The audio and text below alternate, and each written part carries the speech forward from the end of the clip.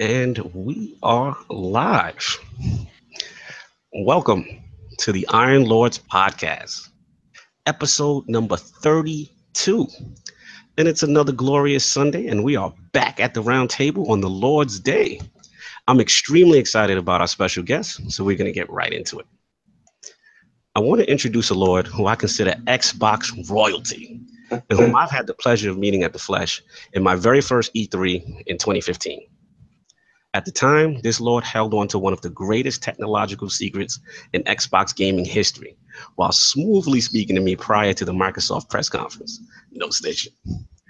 Despite his professional stature in the community, this Lord is extremely down to earth, personable, and it is always a pleasure bumping into him at each and every Microsoft event to discuss what we all know and love, these great games. Introducing the principal program manager lead and the pride of the Xbox platform team. The Lord directly responsible for ushering in Xbox 360 backward compatibility to the Xbox One, as well as the U.S. Marine / protector of the Xbox realm. The Great Wall himself, my man, Lord Bill Stillwell. How are we doing, sir? Hey guys, how you doing? I don't know if I can live up to that intro. That was outstanding. Thank you, sir. Thank you, sir. You are a Lord in your realm, and we have to show you the proper respect when you're at the round table. How you doing today? I'm doing great. Thanks, guys, for having me. Awesome. Thanks for coming through. And of course, we have the usual suspects at the round table. My co-host with the co-most, my brother from another mother, and the howl of the young wolf, my man, Lord Addict. How are we doing, sir? Pretty good. Just actually kind of have like that vibe that I want to play more Destiny 2, but business is business. Got to be on here. Unfortunately, you got to do the show. I know you can't play your Destiny right now. I hear you. And of course, our most technical gaming Lord, the solo gamer who lives for the single player selfish experience.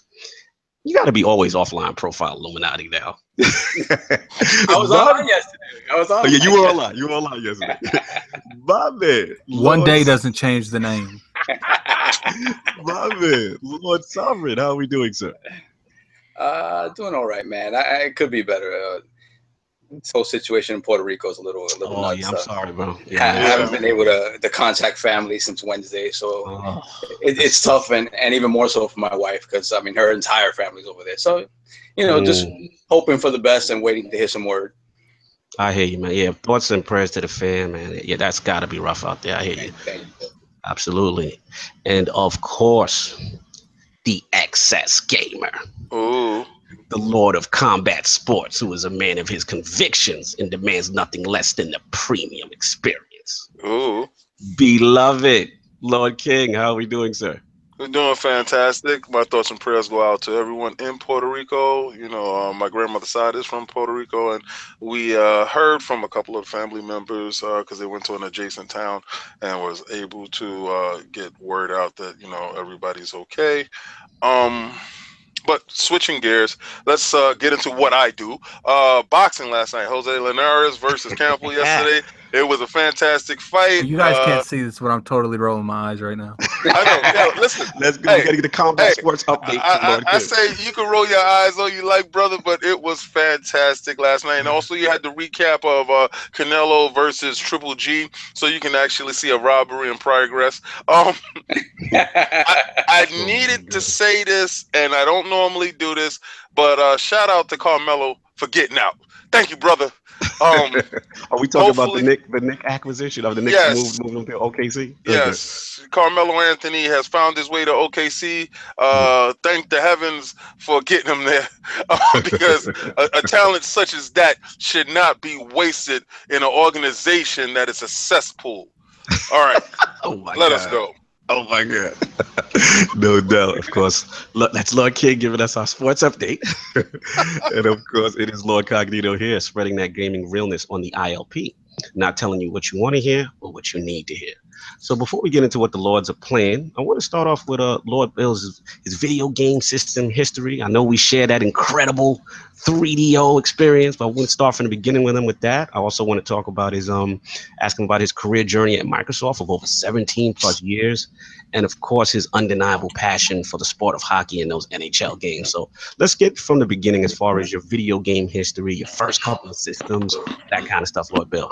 All right, let's start. So when you say go back to the beginning, I'm old, so we really get to go back to the beginning. Let's do it. Let's OG go. talk. Yeah, When I we're say, old. when I say this, I remember the very first.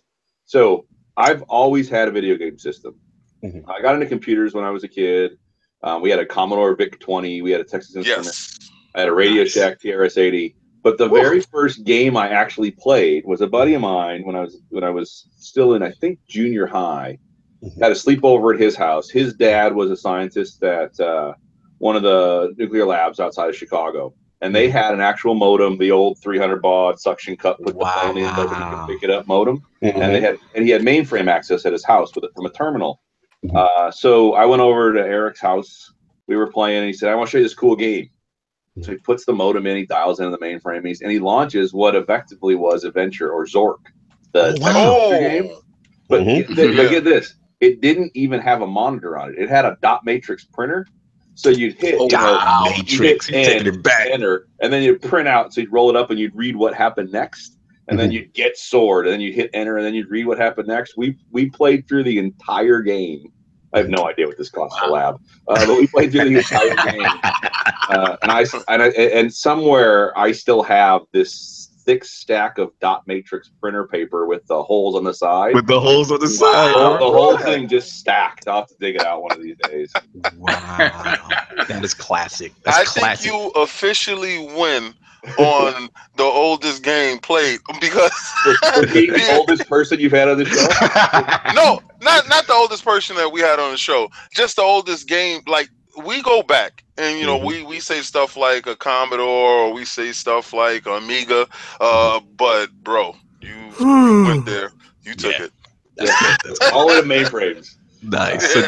So then where did the progression go from then after that? What was the next? Well, just like any kid growing up in that era, there was always the family gaming system. Back when you had to slide the little thing on the back from TV to computer. What is it? The RF adapter? The RF adapter, yeah. Yes, baby. You get on channel 3. Yes. And then I will admit, and I feel shame over this, I was never a big Nintendo guy. Really? The one that hooked me the most was the Genesis. My man Bill Stillwell. Look, give it up for Lord Bill Stillwell right now. I'm a Genesis kid too, so you warmed my heart when you said that. And I mean, look, Mario's great, Link's great. They're great. They're great franchises, and they're a ton of fun. But we had by the time I got a little bit older, and went into the Marine Corps, we had a Genesis in our squad bay, and like you'd come back, and NBA and NHL were never out of that thing, and it didn't matter. You could come back off a patrol, and someone would be up. And someone would get ready to go to bed, and you just sit down and take their seat, and everybody played, their city. Yes. And I just played that console so much, and because of the way, and this is, I think, one of the great things about gaming is that you just bond with your friends over it, and the trash talking and everything that went on. Yeah. And we played that thing and you'd cart it around with you because it's relatively indestructible compared to some today. Slap cartridges in, just keep playing wherever you went. And that was my real system. I got out of the Marine Corps and suddenly had money. And so, of course, what do? I go, what's the best game system you could buy? And that's when I bought the 3DO. Let's talk about that. Let's go. I still love that system. And I love the idea of it. I had the opportunity to meet Trip Hawkins right after. Not much later after. Me and Lil King met him too. We'll talk about that. Yeah, we met that snake oil salesman. Stop it. Let Lord Bill continue. But no, I love the idea that you build a reference architecture, and I mean, if you think about how just computer systems work, somebody builds a set of component architecture, someone builds an operating system, and then everybody gets the party on it. And I know that the markets for gaming has shifted, and even within PC gaming, you have the NVIDIA, AMD, like you have different camps capability, but the idea of here's a reference architecture for a media system. Everybody can build it. Everybody can build games for it. Yes. Everybody can build other stuff for it. Like, I do think he was one of the first to really publicly talk about, and look, I know it didn't get traction in 2013 either, but the idea of I have a single box that does everything for me. That is correct. Right. You're right. It was actually called 3DO. What is it? The interactive multiplayer or something to that effect. So they were really trying to take over living room in some respects. Interactive multiplayer, and the idea was it was at the time CD based. Yes. System, but it could do anything entertainment wise, right? Because that was also when they started dabbling in the full motion video games. What was the sewer one? Oh yeah, was it the sewer shark? Sewer Shark. Yeah.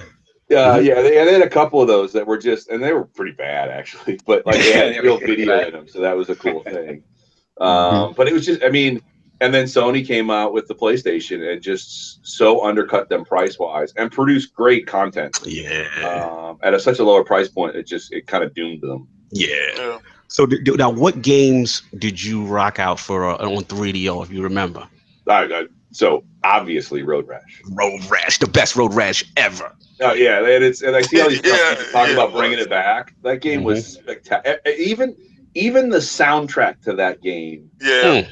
Like, it just fit everything perfectly. You know, at the time they had Soundgarden doing the theme songs, and it was just, I mean, it was awesome. Yes, it was. But it was Road Rash. It was Need for Speed. I actually like Jurassic Park Interactive, I think was the other one. And I remember that.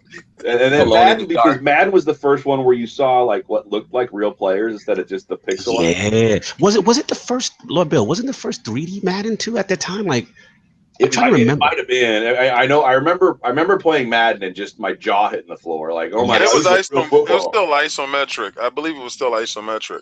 Yeah. That was the one, Lord King. That was the one where you used to play Lord High, and you had that over the middle play that was kind of like unstoppable. You're right. It was the first 3D one, right? Yes. And that halfback pass, that toss up to my wide receiver, Baby Paul. I killed Lord. Basically, Lord Bill, this is before we found like exploits in certain play calls. Oh sure, there was always that one play that you could just call over and over and over again. No one got it. Yeah, he couldn't stop it. He couldn't stop it. Yeah, that night, Lord Howe went home very upset. So yeah, we had that, and what about Gax? Oh yes, Gax. Yeah. Wow, forgot about Gax. Alone in the Dark, Way of the Warrior. Way of the Warrior to this day. Wasn't Crash and Burn the pack in too? Yes. Okay. Crash and Burn. Oh yeah, that was one of Naughty Dog's earlier titles too. Yep. Warrior. Yep. And then there was another game that they had, Space Hulk. Yeah. Yes. And what's funny is I think it was based on the Warhammer 40K series of games. I have never played a Warhammer game in my life. Don't let Lord SWAT hear that. But that game hooked me for some reason, and I loved I still now appreciate the stories that go behind that element of Warhammer. Yeah, absolutely. Mid 90s. Yeah, absolutely. And one other one I remember, I don't know if you guys remember, it was I believe it was Crystal Dynamics' early entries. It was a game called Total Eclipse. It was like a 3D spaceship kind of a game. It looked beautiful for its time. It was really good scaling. I don't know if you remember, Lord King. It was kind of like a 3D spaceship kind of game. You went to all these different worlds. That was Wingman. Yeah. Oh, and didn't they have Wing Commander as well? Yeah, that was awesome. Yes, they did. Yeah.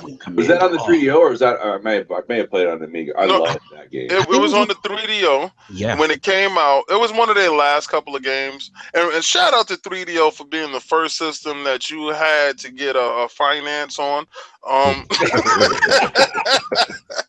You had a monthly game plan for that. Shout out to that, man. They what was that launch price, Lord King? You remember? Was it 600? It was $700. It was $699. Wow. I remember going in the store and I picked it up, and I did not like the fact that they came out with the cheaper $500 model. What was it, Goldberg model? Gold Star. Yes, the tray, the pop-up tray instead of the slide-out tray. Yeah, no premium edition with that. I was highly pissed off. All right, so after that 3D overrun, Loveville. So then PlayStation we know comes out. We know PlayStation, like you said, the lower price point, tremendous backing. So did you jump on board then, or what was your next as far as your progression? Yeah, so I picked up a PlayStation when it first came out. I had that for a while, and then that's about right around the time, and then I started Microsoft in 2000, so right before we released the initial Xbox. And I've had both of those consoles then through every one of their iterations.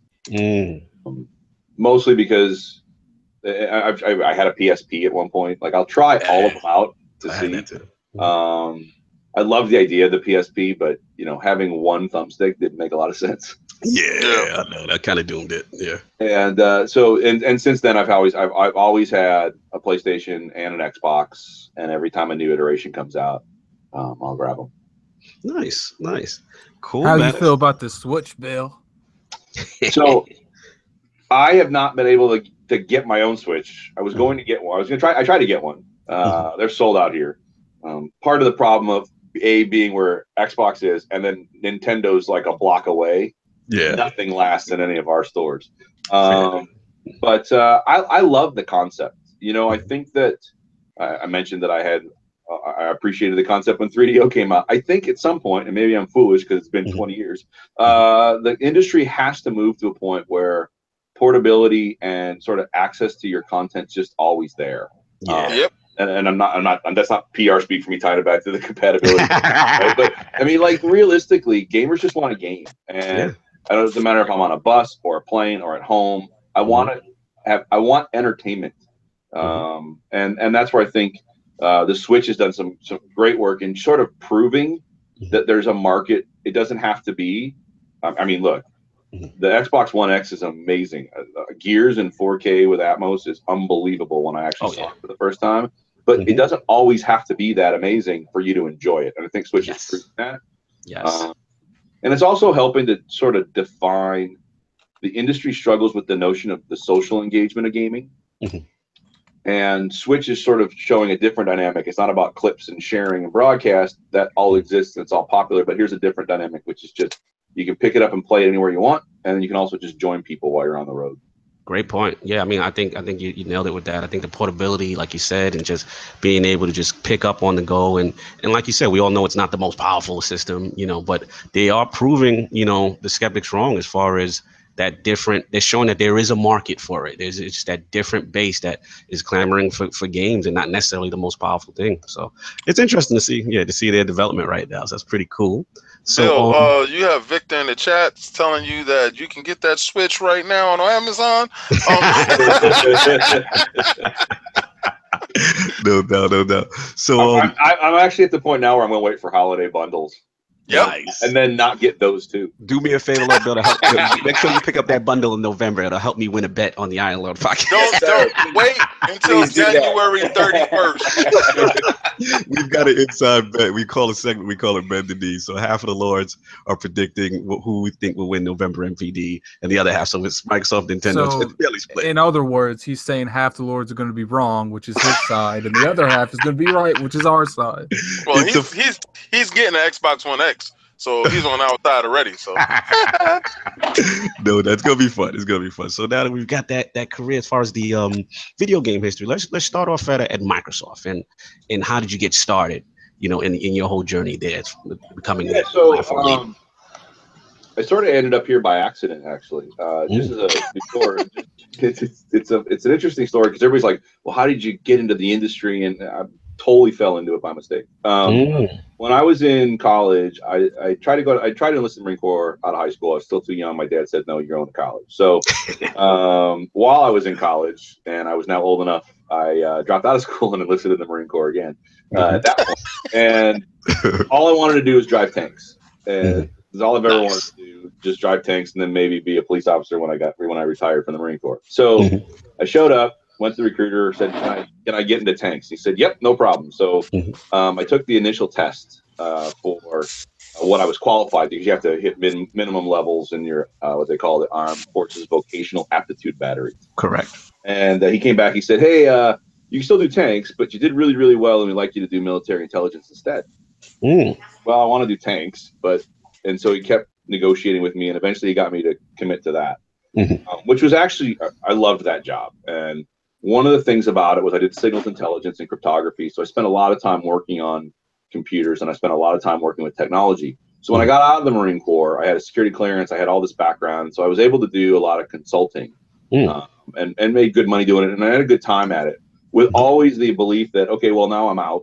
I'll go to the police academy, become a police officer next year, right? And then every year you go to apply and you go, well, but the money's really good. So maybe I'll do one more year. And that went on for a long time, up until the point where we moved out to Seattle from Chicago. My wife and I did, and I got a call from recruiters said, "Hey, we saw your background. We'd like to hire you for Microsoft."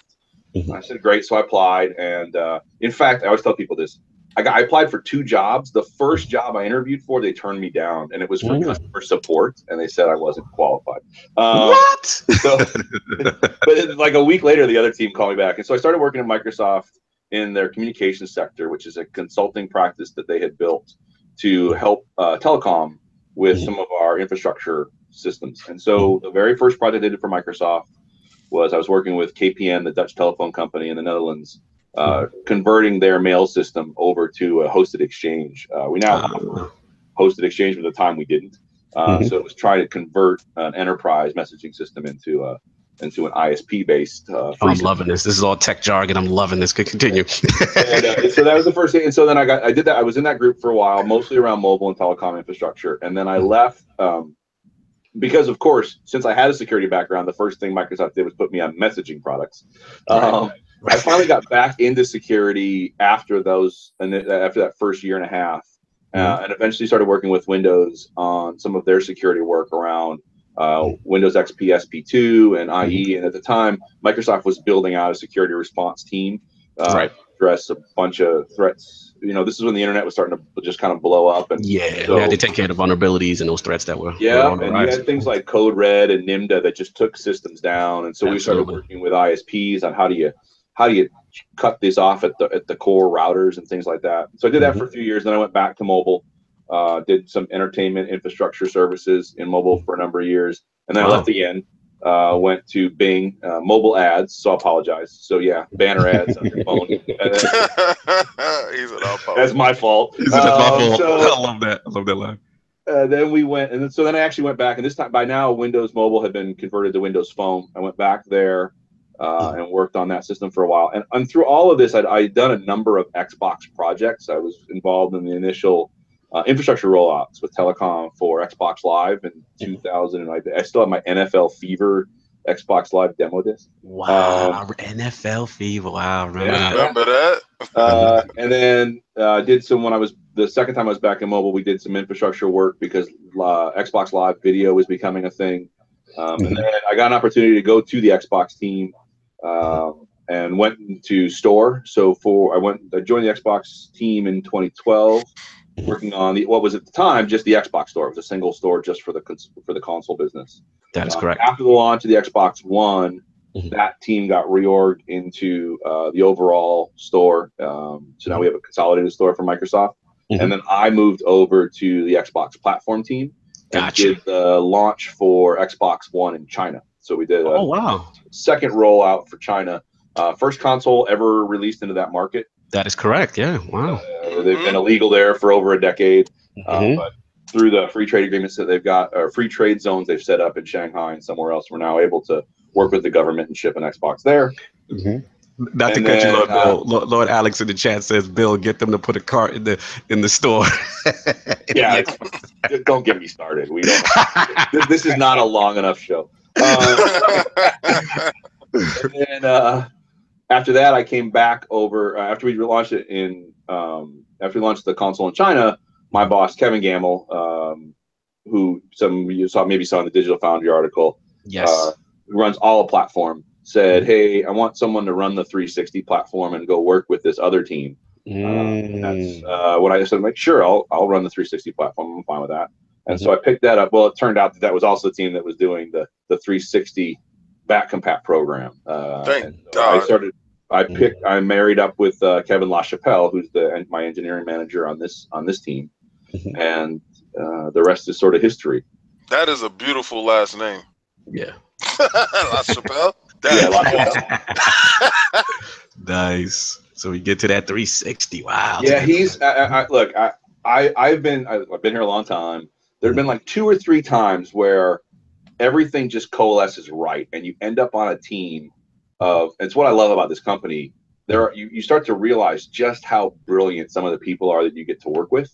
Yeah. This is, and I say this even though none of them are near me, so I can say it and still be sincere. Like, I love these guys. They are so smart and they're so committed. And what I love about them the most is they're gamers first. A lot of our engineers they're in the credits of other games. They've been involved in the industry for a long time. And there's just sort of this commitment to even to themselves that this is just what people want. And so we're going to figure out a way to do it. Facts. And just some brilliant guys, and I love working with them. Facts. Now I want to backtrack you for a second when we talked about the getting over to 360, becoming on the platform team. Now that transition to Xbox One, because when me and you talked, I'll never forget it. It was Xbox. It was E3 2015, and Phil comes out, the guys come out, you come out, and and just mingling up with the fans. But which you guys don't get enough credit for. I mean, you guys really are gamers first. You always talk to the community. You always personal. We really respect and appreciate you guys. But it was funny because I remember it was yesterday. We were talking about it, and shout out to my man Lord Ruler. We were trying to make our little predictions before the show. Like, what do you think Xbox One's going to show? And yada yada yada. And then you just had a smirk on your face the whole time. I just remember it like it was yesterday. And then after the show, we talked, and like you guys dropped that bombshell of Xbox 360 compatibility, and I'm just like, Bill, how did you do it? Remember, I was just like, because in my understanding, prior to that, like Lord King, Lord Sovereign, and I, like, we come from that era where in order to have backward compatibility, a piece of the core architecture from the old platform had to be included in the new platform, right? Yeah. So we're sitting there and we're like, well, they don't have any 360 components. It's completely different architecture. Like, how do you do it? And you just smile and you're like, emulation, baby. And I'm like, wow. So just bring me back to that whole announcement, that whole process, and getting that thing going with backward compatibility. That's got to be one of the highlights for me. Just facts here, because it's always tough when you build stuff because you're never quite sure how it's going to be received. And I mentioned I was in Windows Mobile, Windows Phone for a lot of my career here. It's hard to see something that you just invest in and people just kind of like, or worse, they're antagonistic towards. I don't mean it in a poor me way. Like, it's just part of the job. But it was here's the best part of that was that it wasn't just the way it was received. It didn't leak.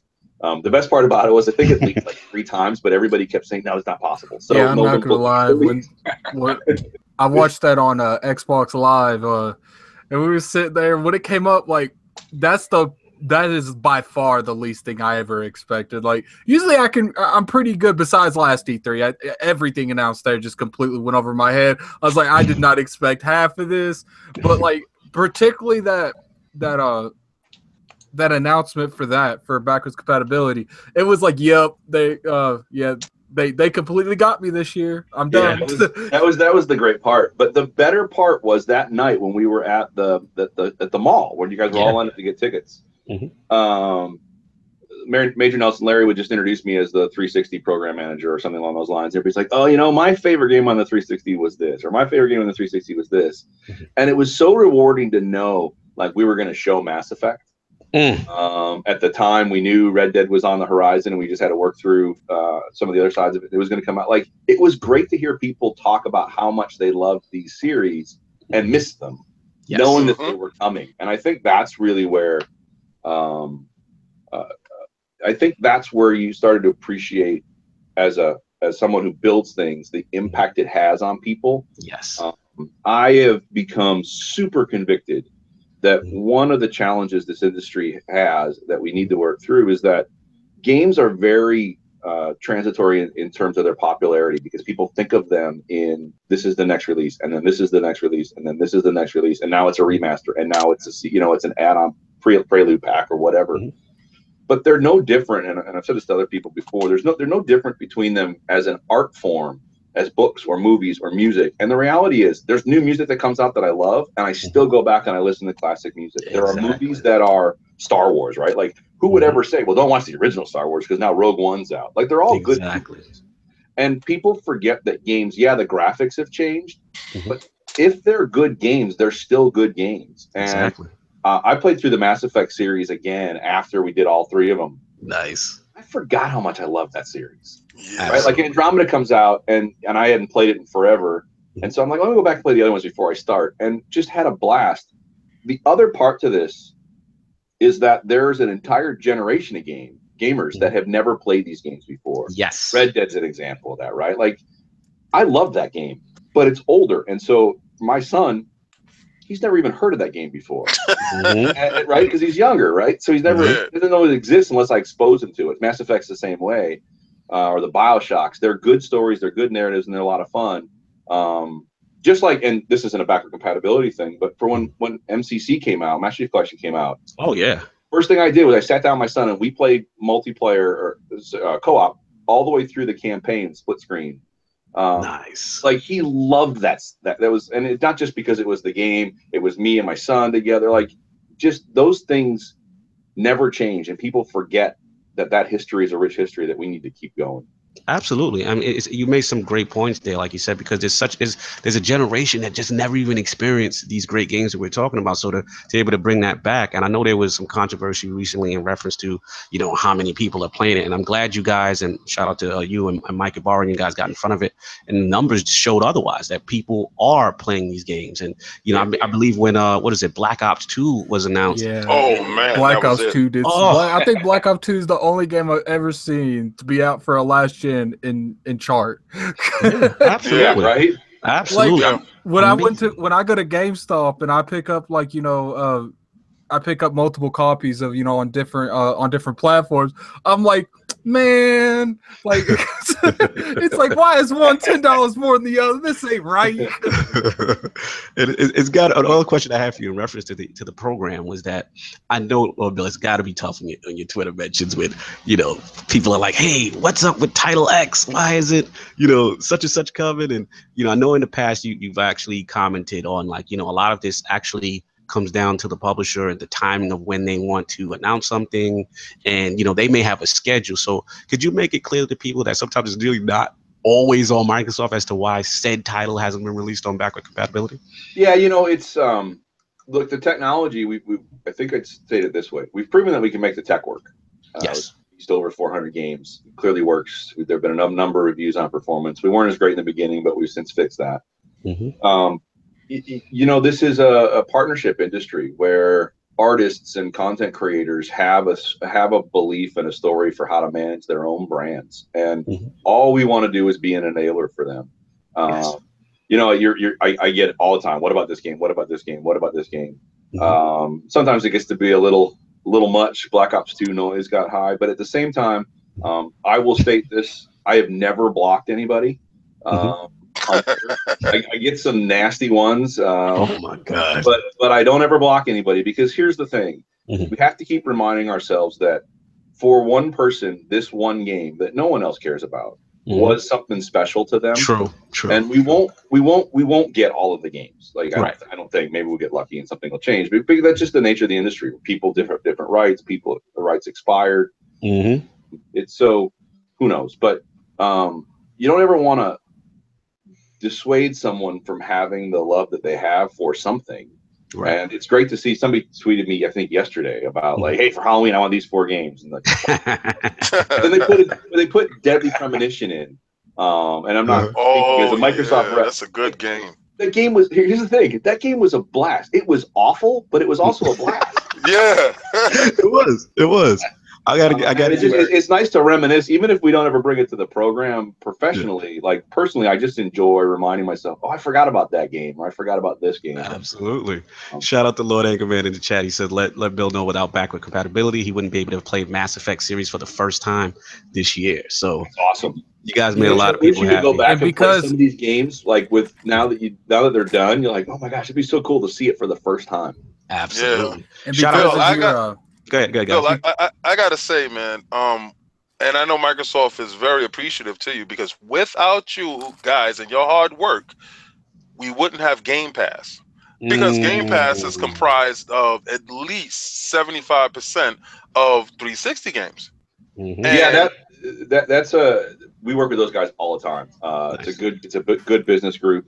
You know, it's weird being in the industry and also being a fan.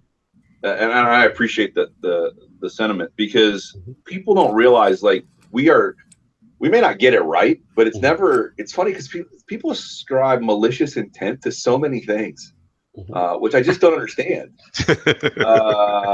And I'm sarcastic by nature, so there's times where I've maybe made comments that I shouldn't have, because when written down, they don't sound sarcastic. They just sound like I'm a jerk. But I don't know. It's funny. Yeah. Oh, two questions actually. Looks like the chat. Yeah, chat's heating up on you with the backward compatibility. Yeah, you in it. Yeah, you're in it. So pretty much, they shout out to Lord Alex. He's saying that could you comment on the slow release of the backward compatibility games? Are there just not enough games left to put out on backward compatibility, or are you guys focusing more on the OG Xbox backward compatibility since Phil announced it? I guess was it last E3? I think I'm going to answer this question. So we always work on other things, and I would also say that if you actually go back and look at our release schedules for the last couple of years, things ebb and flow. There's never been a consistent run rate. We'll have big surges, and then we'll have things go quiet, and it just depends. It is a seasonal business, and there's a lot going on right now. So, gotcha. Program's still going strong. I'm still gainfully employed. I don't believe that it's going to be ending anytime soon. Nice. Well, I want to give you a shout out for bringing back one of my favorite titles of all time, which was the classic arcade Shinobi. The Lords know I actually bought the arcade upright in my house. That was one of my dream games I always wanted as a kid. And when you guys brought that back, I was so happy when I retweeted it, like your thing 1,000 times, that the original arcade Shinobi was out on that. And I guess my only personal request is there was a silly little Voltron Xbox Arcade Live game that I missed. I doubt the rights are still there, but if there's any way you can make that happen, speak to anybody, just let me know. If I could say anything, if I could find a track forward on any game, I always try to get it in. My man, love it. You know, you missed everyone talks about games, but they always forget. Like, a large part of my childhood was playing it at the arcade. Yes. Yeah. I mean, get on your bike, take your quarters, ride to the arcade, put your quarters up on the machine, wait for your turn. Yep. And like that was an entire generation of gamers that those things don't even exist anymore. Right now, you get them all in one box for $30. Yeah, it's sad. It was a whole culture behind it too. It's not about just playing it in your house. It was the whole atmosphere of waiting your turn at a machine. You put your quarter up there at the top. These kids will never know. Like, it was when we went to 34th That's directed Street. Towards me, isn't it? Yes, sir. You're the young wolf. You young bucks won't ever understand. When we went to 42nd Street, that was great adventures for us. You know, we got $10. We got our quarters. We went to the guy in the booth, and he was like the overlord, looking at everyone, and he's like the king of the quarters. And you know, we get those quarters, and oh man, like sitting inside a machine. I remember when Daytona was released, and I got my dollar and I put it inside, and I sat inside, and the chair was moving and rumble, and I lost my mind. So they won't get these feelings. They won't. Well, and also just like the sense of community you got, and also the trash talking. Because I'm sorry, if you was a Street Fighter, you'd put your quarter up, and the guy who was there before you would smack you down, and then you get to the end of the line. So many good points from a competitive standpoint, and then the also thing, well, Bill, was people forget, like, the arcade at that time, that was like the debut of new tech. You got to see how things advanced by when a new arcade cabinet, a new machine came out, you know. And I remember things, you know, like the Mortal Kombats and things like that, that blew your mind at the time, and just how graphics just kept on going to virtual fighters and so on and so forth. And you just seen, you know, the Tekkens, you just seen the advancements whenever a new release would come out, and that would kind of be, you know, the set piece, and then the console was actually behind, you know. That was. Remember, Albert Pinello just tweeted out about one of his favorite games was that Star Wars Vector one, where it was and I actually had a Vectrex. Me too. You put the overlay on top so you could have color. Yes.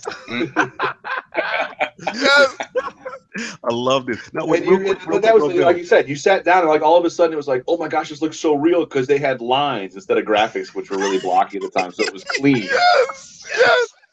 Real quick, little Bill, did you miss out on Coleco, or Coleco was not in your radar? I had lots. So I had an Atari. I had a lot of Ataris. My friends had the Intellivision, and then my cousin got ColecoVision and Donkey Kong, and I was so jealous. I begged for that for Christmas and never got it. Nice. And one last question in reference to the Genesis era, because I know you're a big sports guy. We have to admit, like, that era had some of the best sports games, man. Oh, without a doubt. Without a doubt. I mean, to be honest, and I'm going to go into your NHL history soon. That's what got me into hockey, is actually those EA hockey games. Those, Lakers versus Celtics, the sports games, and the EA. They were so good, man. Like, and I believe what was the one that had like blood or debuted? I forgot what NHL 94. 94, baby. I don't know there we go. Debuted, but that was the game. You guys realize I was 2.5 years old at this time? I'm sorry, Lord. Yeah, man. NHL 94, and then it just progressed, and what a series, man! What a series. Well, that was around the time too, where Madden, like when it was still John Madden football, and they had the one where you break your leg and the ambulance would drive out. Yeah, he rolled over. Yes. Oh man, we could talk classic gaming for months. Oh my god, it was about yeah, but let's not. But we will move on because we have a young buck as part of the round table. But I also want to go into your undeniable passion for hockey. We know you always rep the sport. We know you play the games, and tell us about that and that whole process. Yeah, so I grew up in Chicago, and hockey was always. I got two brothers. We're all Bears fans, which is rough, right? My one brother was really into the White Sox. My other brother was really into basketball and the Bulls, and I was a Blackhawks guy. And then I played as a little kid, not much, but I played growing up. I played all the way through teenagers, just like club hockey, nothing significant. And then, but I've always been a fan of the sport. So when my son expressed an interest in playing the game, just sort of out of the blue, I mean, maybe because we're watching it all the time, when he was about 6, we took him to, or he was 5, we took him to Hockey 1, and he started playing. And my first season when he was a mite, I was asked to be assistant coach. I said to the head coach, I said, I haven't played in forever. And I love this game, and I love watching it and being a part of it. And he said, but I forgot how to play it. And he's like, just go to this one training camp that they have in the area. So I went there, and like after the first game, I'm like, I forgot how much I love this. And I had an old set of goalie gear, so I brought it out. I mean, it's old gears, but I brought it out to the second practice, and they're like, "Oh, you played goalie?" I said, "Yeah, a long time ago." And he came out with a leather helmet. Yeah, he's like, "Great, we need goalies." And so I spent the rest of the camp playing as a goalie, and then got drafted by this adult league team. What? Wow. And so I started playing it again at night. Wow. And just kept playing. And so then I started playing on like 2 teams and then 3 teams. And then the following year, they said, or 2 years later, my son went back he moved up from mites to squirts.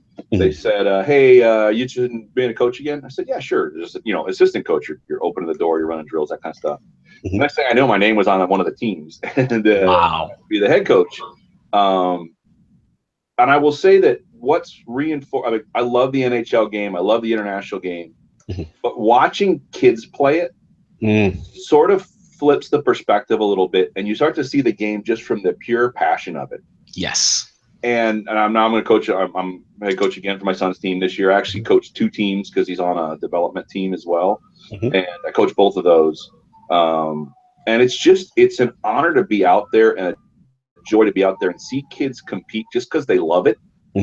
And the other thing I love, and this is new because when we grew up, it was different. When I grew up, it was different. Like I watch these kids, they don't watch the NHL the same way I do, or I'll sit down, I'll watch it and start to finish. They'll watch clips on YouTube. They'll watch highlights. They'll watch, and it's all via YouTube. And what's amazing is, I had a kid last year whose favorite player was Ovechkin, and he loves the Capitals. And Capitals sit and watch Ovi do things, and then he'd go on the ice and just try to do them with no appreciation of the fact that he couldn't. And it turns out he could. Not quite to the level, but and that's really where that kind of re-grounded me in how much I just love this game. So awesome. Now I coach a couple teams. I play.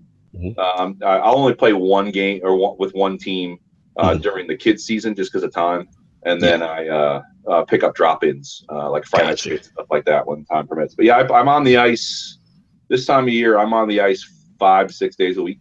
Oh wow! So that's the legend of the Great Wall. That's how the Great Wall started. Listen, let me tell you something. That's telling you, all you guys out there, don't give up on your dreams. He had his dusty equipment inside the corner and said, I'm going to take this leather helmet. I'm going to go out here. I'm going to see whatever happens. That's I got love for the game. And look where he's at. So trust me when I'm telling you, that's fantastic. That's beautiful. So being a guardian's completely in the realm, right? Yes, you never know. You never know. Like 2 years from now, they might be shipping you into space. You going first anyway. I'll be way too old to go into space. See you later. Oh man, back to the You're never too old. I gotta tell you a story. Sorry, but when you talk about going to space, when they talked about doing the Mars mission, I applied immediately, and I submitted the application. Hold on, for my whole family. And my wife thought I was joking, and then I got like a mail back for asking for more data, and I'll never forget because. She's like, "Are you out of your mind? We're not taking the family to Mars." I'm like, "You don't have to take us." But then my daughter threw a temper tantrum. "Oh, my friends are here. I don't want to leave. I don't want to go to Mars." I would have loved to have been present for that conversation. I'm trying to tell her, like, we can name the places after us. Hey, Bill, how does it feel to have one of probably the only arguments that's been in history about sending your kid, your whole family to Mars? Yeah, right. That's an awesome story. Like they leaving tomorrow. Yeah, right. This is awesome. Real quick, yeah, just I was very curious about, like I said, your NHL history and stuff like that, because for me it's funny because I was never, where we're from, NHL is really not prominent as far as promoting the community and anything, stuff like that. But I remember like playing like the NHL games with Lord Sov and stuff like that, kind of learning about the sport. And then I'll be honest, like you said, like when you watch people play and you see the passion, to me, going to a game is better than watching a game. That's just my opinion. I agree. And I never forget, was it 93, 94? And it was like Rangers, Penguins. And I didn't know any of the players. I didn't know anything. All I knew was, who was that number 66? Because this guy scored every goal possible, killing, whatever. And I was like, that's my man. And it comes to find out, it was Mario Lemieux. Yeah. And he had like a 5-goal game, every possible goal scored. And I'm like, I'm a Penguins fan. That's my guy. Number 66. So every subsequent NHL game, I would just buy it just so I can play with Lemieux and what they had, Yager back there. You got to school me a little bit, like Ray Bork or something like that. Yeah, that was my team. Mark Recchi. That's when we was going at it, and I was Wayne Gretzky. Exactly. Yeah. So it's funny that marriage for people who didn't grow up in the hockey culture, that marriage between gaming and that it really helped a lot of people kind of get into it because those games are also so good, that kind of thing. So I always felt that was interesting as far as it's growing definitely a sport. So I'll say two things about it. Sure. The hard part about hockey over any other sport is everybody knows how to run, everybody knows how to jump, everybody knows how to do that, and then they have to learn a sport around it. Hockey, you actually have to learn how to skate first, and that's always intimidating to people. I will say this: I've had some coworkers who have never skated, never played hockey, and I'll put them through there's a couple of adult camps out here that are like learn to play camps. And within 1 year, they're usually playing on a team, and some of them end up being pretty good at it because it is a commitment, and it is learning to run all over again in a new way. It is. I remember I used to do a little bit of it. I mean, I didn't go through some like camp or anything. I think I'd die if I went through something like that. But like I have a hard time roller skating, much less being on ice like that. That's and like I have a hard time walking, much less like a hard time like skating. But I think that's part of it. Is there's an intimidation factor to start the sport, especially as they get older, because a lot of these kids, like my son, have started when they're 4 or 5 or 6, and so it's hard to jump in. But then once you do it, or as you said, once you go see it live, my best friend, he's from LA. He lives out here now, but never played the sport. Can't get him to go out on the ice. But we went up to Vancouver to see the Blackhawks play the Canucks, and we got on the glass. He was stunned, like his jaw hit the floor at how fast and how big these guys are, and how athletic they actually are. And and you know what? I actually think football, is a sport that was made for TV. Basketball is another one. When you see it live, it fundamentally changes the perspective.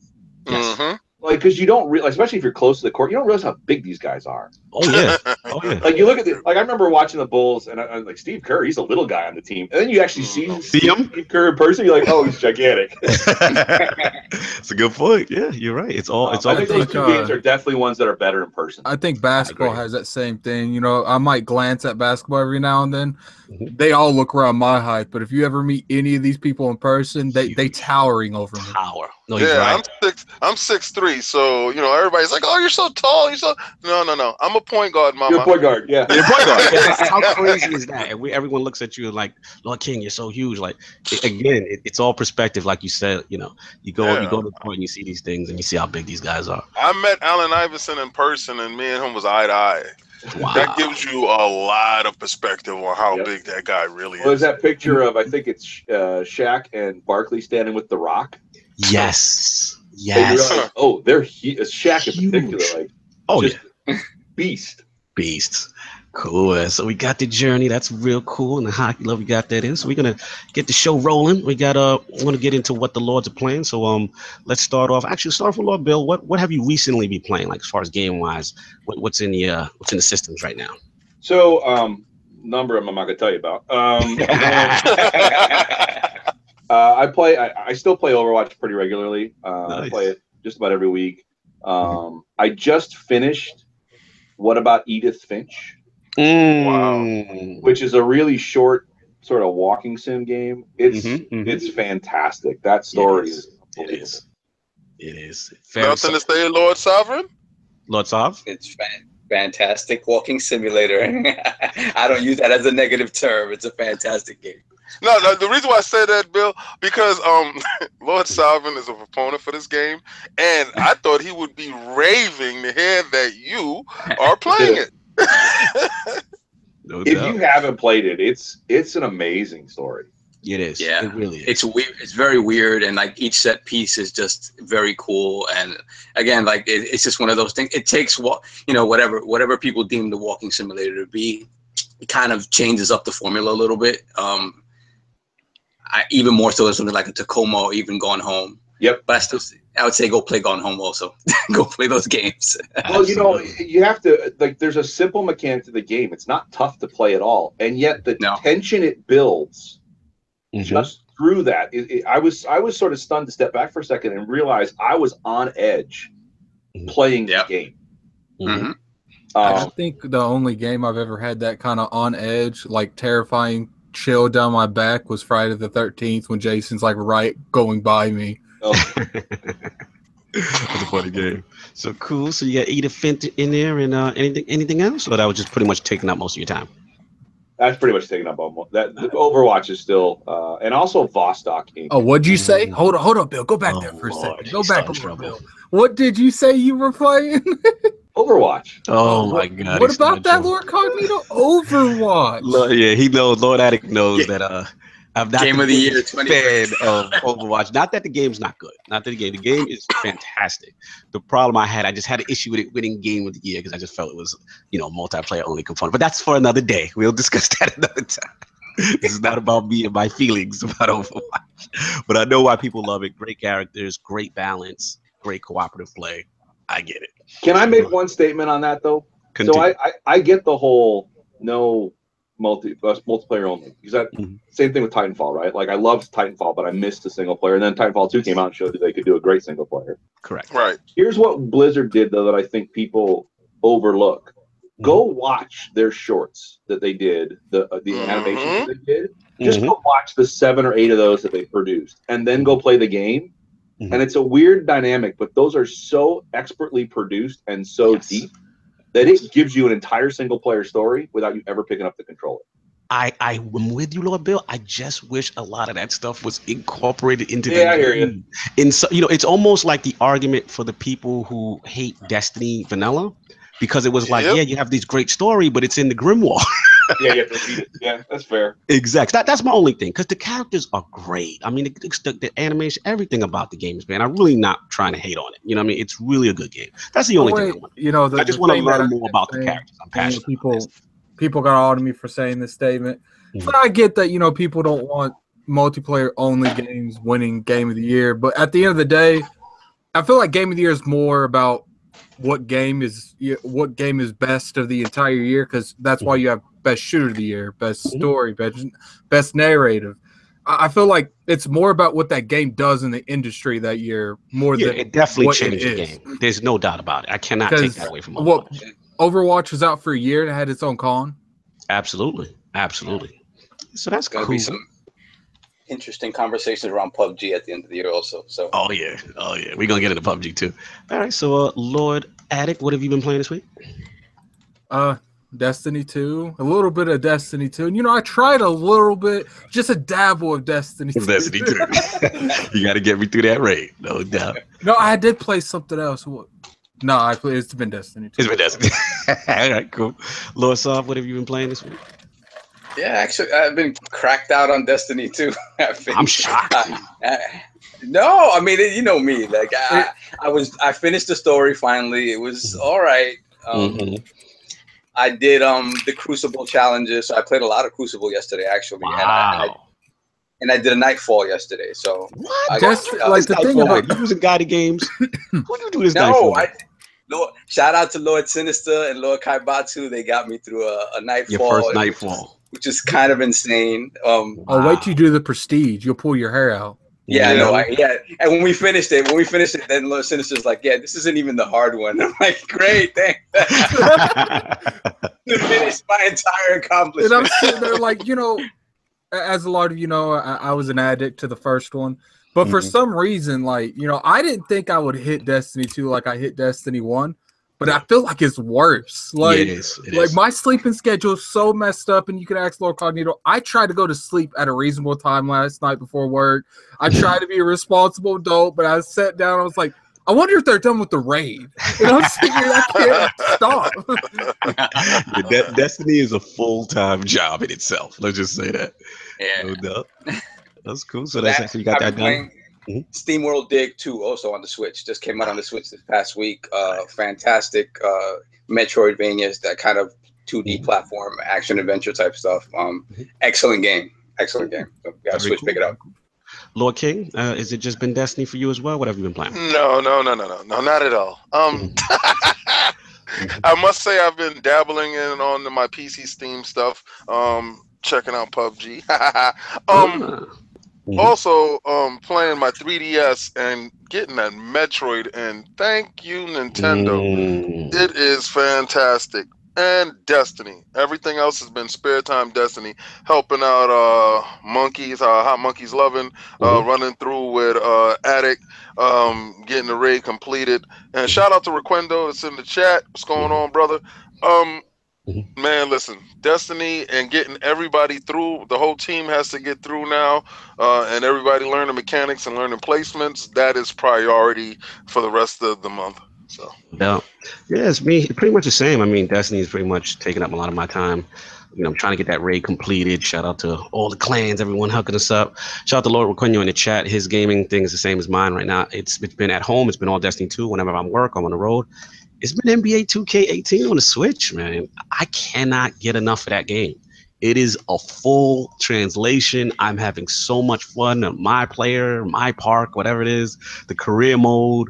It is so well done, and I've been loving it. The only thing they have to fix, I think 2K has a worldwide bug going on right now that sometimes when you start it up, it acts like it forgot your character, but then once you load into the server, it then, re-downloads everything you did because it kind of scares you. You think you lost all your progress. But other than that, I mean, it's been real fun. So that's pretty much been it for me. So we're going to get this show rolling. And as far as we had a poll, obviously, last week. The results are in and the people have spoken. So the Lord Addict's question, with TGS and the resurgence of JRPGs in 2017, do you think Microsoft should be more aggressive in acquiring Japanese influenced games? The winner at 73% is the Yes, Phil, Make It Happen group. They want those JRPGs. So it was a landslide vote. And coming in at second was 23% was the Japanese games are a dying / niche genre group. So thanks to all. I know, yeah. Thanks to all who participated. Don't pay those guys any mind. You lost. They lost. Thanks to all who participated in last week's poll. The ILP Twitter was intense for their love of the Japanese game. So real quickly, what do the Lords think about this result? Kind of in a landslide. Start with Thank Lord God Bill. that it was that way. What do you feel about this, Lord Bill, as far as Japanese games? As a fan, I love a lot of them, but I'm not going to comment on what we should do as a business. Fair enough. Fair enough. Fair enough. So okay, we got the Lords. We got a new poll coming up at the end of Twitter at the end. So stay tuned. So we got some great topics at the round table this week. So I'm going to set it off, and a lot going on with Xbox only begotten son, our Lord and Savior, Phil Spencer. Yes. He's got a promotion going on. So I wanted to talk about that. It looks like it was the executive, vice president of gaming. It was a huge promotion, and from my standpoint, it was just cool to see, gaming being brought to the forefront. So I wanted to bring this topic to the round table, to all the Lords, and what do we feel about Phil getting this promotion, as well as what it might mean in the future. So I know Lord Bill might have to be careful about what he says, but let's start with Lord Bill. What do you think about this promotion by Phil Spencer? As someone who works in the org, I think Phil's been a spectacular leader for us. Yes. I love the flexibility and the freedom he gives his teams, and I thought it was a good move for him. And I'm glad to see. I mean, look, I think that sometimes people read too much into organizational structures. Mm-hmm. Gaming's been part of Microsoft since the beginning, and will continue to be a core tenet. Satya's talked about it when he talks publicly about the things that Microsoft's committed to, and this is just a vote of confidence in the team and Phil that we can go continue to execute against that. No doubt. Fair enough. Any of the Lords want to jump in on the Phil Spencer promotion? I do. Let's go for it. I know you're a huge fan of Phil. We had the Peter Moore versus Phil poll. And my boy Phil Spencer won, and Lord King went crazy. It was an intense poll too. But go ahead, Lord. It was like 2,000 votes. Yeah. Yes, sir. Yo, you know what? It's like, when you pick something and it pans out for you, right? Like you pick something, it's a winner. He's a winner. I love the fact that his strategy is working out. And you know what? I guess it's my biasness, because when he did become captain of the ship, and I said, man, this guy, I like the way he operated. I was watching his moves, and I said, I know I see great things with this guy. I did not like the last guy. I don't want anybody else to chime in. They don't need to chime in. I did not like the last guy at all. We're not fans of the Don. No, not at all. It came off way too smug. I didn't like his vibe. His vibe was nasty. But oh my God. Phil's vibe is so fantastic, and I know it's like probably a man crush. I have no idea. Oh no! Oh my God! Oh, Bill, you're hilarious. Well, Phil, it's probably a man crush on Phil, but Phil has been doing fantastic things. You understand? Like, absolutely. When I'm telling you, he's been changing the narrative going forward. If you don't look at his moves. It's been so strategic that if it was a problem here, he dealt with it in this way, and he took away that narrative. If it was a problem here, he dealt with it this way and strategically took this out and replaced it with this, and he enhanced everything as he's going forward. Somebody looked up, saw that, and saw the moves that he was making, and he did it without causing a big ruckus. Without proclaiming anything. He was just like, watch me smoke, baby. And he's been smoking. And now that he's in complete control, I'm telling you, we will be back as number one completely across the board. And yes, when this Xbox One hits, this is his box. When it hits, and when it comes up to my next segment, when it hits, I'm going to tell you why he wins and how he wins. Looking forward to it. Lord Sovereign, what do we feel about the Phil Spencer promotion? I think it's a fantastic move. I think it does a lot to sort of assure the gaming masses as a whole that Microsoft is invested in Xbox.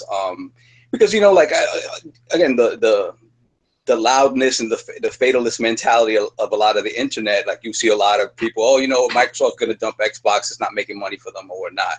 Mm-hmm. This is a vote of confidence, and the fact that the fact that Phil is going to report directly to Satya, it means that gaming is an integral part to everything that Microsoft is doing. And I think it means great things for the Xbox platform. Hopefully, hopefully more money in terms of, you know, type games that they can acquire and deals that can be made to bring more games to the platform. Yeah, and I just think it's great all around. It's going to be in a funny way. It's getting closer to that ideal that was initially announced in 2013, where it had things that were perceived as negative, but at the same time, it was trying to bring this entire digital sort of universe together. It's amazing how much that ideal is becoming more accepted in 4 years. Yeah, that is kind of interesting. Yeah, it was an idea that was sort of presented in a way that came off and negatively. I mean, but I know for us, like us in this podcast, we were ready to go that route. I said, okay, well, this is what Microsoft's system is going to be. This is what PlayStation's system is going to be. But I'm all in on both. I don't, you know, whatever it is whatever it is. And obviously, the masses had something different to say about that. Right. But I just think. Now, in general, real quick, Lord Sov, you're referencing the digital only era, like that kind of bit, or I just want to like forcing the digital era, the sort of negativity around not allowing the used games and sort of the closed walled off garden thing involved in that. It just because a lot of people felt that this was going to be a natural progression anyway, so there was no need to create a system around it, and that's where the negativity came from. And you know, and a lot of it honestly could be summed up in, you know, we have a system for you, and it's the Xbox 360, and it's just people felt it was a slap in the face. It was a slap in the face to be told that. Yeah, so I mean, this is a fantastic move for Xbox, for Microsoft, and gaming at large. I think we're going to see some great things down the line. So, I feel Lord Attic. What do you feel about the Phil Spencer promotion? I think it's, you know, it's definitely good on Phil Spencer. I mean, I'm pretty sure out of everyone, he's definitely not the one complaining. But I mean, at the end of the day, I don't really know what exactly it means. I don't know anything about that kind of corporate stuff. I don't know. Obviously, one would expect it would be good for the gaming division of the, you know, Microsoft company as a whole. But, you know, how much, that's to be decided. You know, we don't know what they have in place. We don't even know if this could even impact. This is just like, you know, a title buff that, you know, we've seen in a lot of other scenarios in different industries is sometimes people are doing these jobs already and they're just officially gave the time. Let's see your point. So you're more of the wait and see, you know, let's see what happens kind of deal. It's like, I don't know what Microsoft, I don't know their corporate ladder. I don't know how any of that goes. Can't really give inputs on, you know, policies and stuff. I don't know. Fair enough. I hear where you're coming from. Yeah, just a comment real quick. I just want Fable back. That's all I That's all you want. Okay, we'll bring that up. We'll send that up to Bill to get that to Phil. Fable. The man wants Fable. Lord Bill. I wrote it down. Thanks. We appreciate you, man. Yeah, I mean, I mean, I'm kind of in the same lines with Lord Sovereign on this. I mean, you know, I think this is actually pretty good. You know, again, I do hear what Lord Attic is saying. You know, part of sometimes, you know, these things are already going on behind the scenes, and you know, maybe in place. But I always felt since, you know, Satya came in, you know, 2014 and assumed control of the Xbox division, and then Spencer. I love to see Phil's growth, and you know, he started as an intern. He's been with Microsoft since '88. And just to see the progression to take over Xbox. And, you know, one thing I like about you guys, Bill, is that, you know, you guys are gamers. And that's one thing that I've always exuded from Phil. Every conversation I've had with him, you know, anytime we met in person and things of that nature. So it's always good to see what I consider true gamers in these positions as opposed to what I consider quote unquote suits, you know, and you know, no disrespect to, you know, I don't know Terry Myerson personally. I don't want to disrespect any of the, you know, the guys up there, you know, in the platform, but you know, I know Phil, you know, personally, and that's something that's always, you know, came off from him. So it's good to see. Regardless, you know, what Microsoft do, what Microsoft don't do. This company made one of my all-time, you know, dreams I've ever wanted was to go to E3, and they did it twice. So I can't really go too much in on anything. Exactly, and Microsoft does not get enough credit for how they interact with their community I mean, you cannot say that again about any other brand. You know, it's really great what you guys do. So, you know, to me, this is really cool. I think this is, you know, Microsoft Xbox gaming at the big boy table, so to speak. You know, and hopefully has a little bit more influence. Hopefully, you know, the cries of, you know, first party studios and things of that nature, and all these things that, you know, Phil I know hears all the time gets accomplished, and I'm excited. So this was really cool news to get. And you know, we'll see what happens. What the future happens. So that's all I got on it. If the Lords are good, we'll move on to the next topic. All right. So Lord Addict, I'll bring it to you. You've got a lot of So Fortnite. I'm gonna news. merge two things because I was gonna talk about the crossplay, you know, Mhm. thing, but I think that's been destroyed as of right now. So what I want to talk about is the PUBG Woohoo! versus Fortnite issue. Or Mhm. is that anyone else's topic? I'm No, pretty sure it's actually- not. Okay, so let's get in on tied this. We could tie it in with crossplay and the PUBG versus Fortnite. Yeah, so apparently, you know, the whole PUBG with Fortnite thing, it's been big. You know, I didn't think it was I saw this, I didn't really see too much into it, but then, you know, it starts blowing up everywhere. I see YouTube videos, podcasts talking about it. I think I even saw it on GameSpot. And it's just I want to ask what you guys think, you know, the allegations of, you know, Fortnite stealing from PUBG, this and that. Like, do you think there is I personally, you know, it was bound to happen. I don't think it's really a big issue. But then again, I'm not in that kind of industry. I'm pretty sure I'd be a little salty too. Mhm. But, you know, and then after that, you know, just give your do you guys think cross play would be beneficial if it was, you know, I wouldn't say mandate, but it was highly encouraged? Okay. Let's start with crossplay first, and then we'll go into PUBG versus Fortnite. So let me jump in. I'll jump in with crossplay. Crossplay to me is something that I really value, only from the standpoint of there's games sometimes that I love that I feel that, you know, people move away from, you know, maybe the online community kind of dies out. And to me, it's a strength to have more platforms and more people playing on those servers and opening up so that, you know, because to me, nothing worse than it's a game you love and then you jump on and like the online community is like, you know, only 50 or 1,000 people playing said game. Yep. That to me sucks. So crossplay is something that is very attractive. Now, I will say this in Sony's defense is that, you know, I'll get my history right, Lord Sovereign, because I got to get it correct. Wasn't in the Xbox 360 era, there was a Final Fantasy game that I believe they wanted crossplay, or Sony wanted crossplay, and at the time, Microsoft, for whatever reason, said no. Wasn't that the case? I don't recall. I don't know if it was the Final Fantasy MMO when the initial one. It was the came out. MMO. Okay, it was the MMO. Right. That's Was it what I 11? remember. Okay. So I don't specifically recall, but yeah, I mean, it goes back to the issue of you don't need to play ball when you're winning. Exactly. So again, I know it sucks from the gamer perspective because I get it. Like, I want crossplay. I'd love to play with, you know, my Sony guys in any type of competitive environment or what have you and be on the same service. Like, that is cool. So that this bug that was discovered by Fortnite, which was accidentally unlocked, you know, it was cool to see these guys going at it. And I think even Phil made a comment. He said that the Fortnite devs should keep the bug on so that these guys can play with each other. And I think that's awesome. But at the same time, I'm not justifying what Sony's doing. I'm just saying I understand as the market leader, they not necessarily want to play ball with Microsoft and give these guys any type of what they may feel as a perceived advantage or, you know, promotion, cross promotion. Yeah. So that's where I'm at with it as far as crossplay. I would love it to happen. I would love Sony to open up, but I understand why they might not want to do that. But what do the rest of the Lords think about this? I think it's something that would be very beneficial. But, you know, and when it comes down to it, you know, Lord Kabatsu said crossplay between Destiny would be awesome. Oh, I agree. I agree. And, you know, I want to take it a little bit further. If they would make crossplay on Destiny 2 and, you know, permanently, I want Osiris and I want I haven't played it. What's the new one called?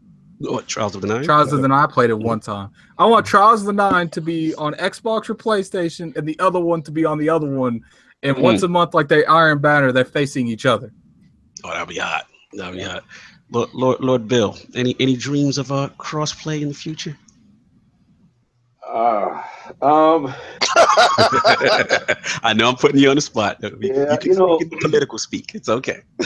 I think that there's two elements to it. It's what gamers would like to see, and what are the realities of the business. Yes. We did just release the Better Together update to Minecraft, which is already sort of a phenomenon on multiple platforms. Yeah, and I honestly thought that was probably the biggest announcement that was at E3 is the fact that two platforms are working together on one game. Yeah, and if you take here's what I'd say: if you take the consoles themselves out of the conversation, right? Like my son plays Minecraft. He actually did his first esports tournament last year, and his friends all play it. But one of them's only got iPad. One of them's got it on PC. Obviously, my son has it on everything. And it's a challenge for them, and they don't have necessarily the brand identity around the place they play it. They have a brand identity around the game, and so businesses have to do what's best for their bottom line. Yes, and it makes the conversation more complex.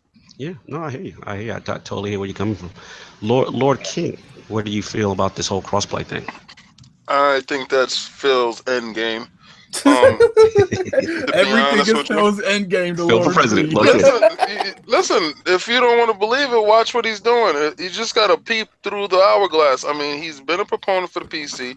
He understands the PC model. Remember, it's all an ecosystem in Microsoft. Okay, so if he's telling you to play on PC, yes, please play through the Windows 10 store. Okay, so you got to understand he's wanting to merge these worlds, and it will bolster the Windows store to the point that if you're playing through Windows Play Anywhere, he's bringing that closer together. He's bridging that gap. So yeah, is it a great thing? Yeah, I don't care. More gamers? Yeah, come on in.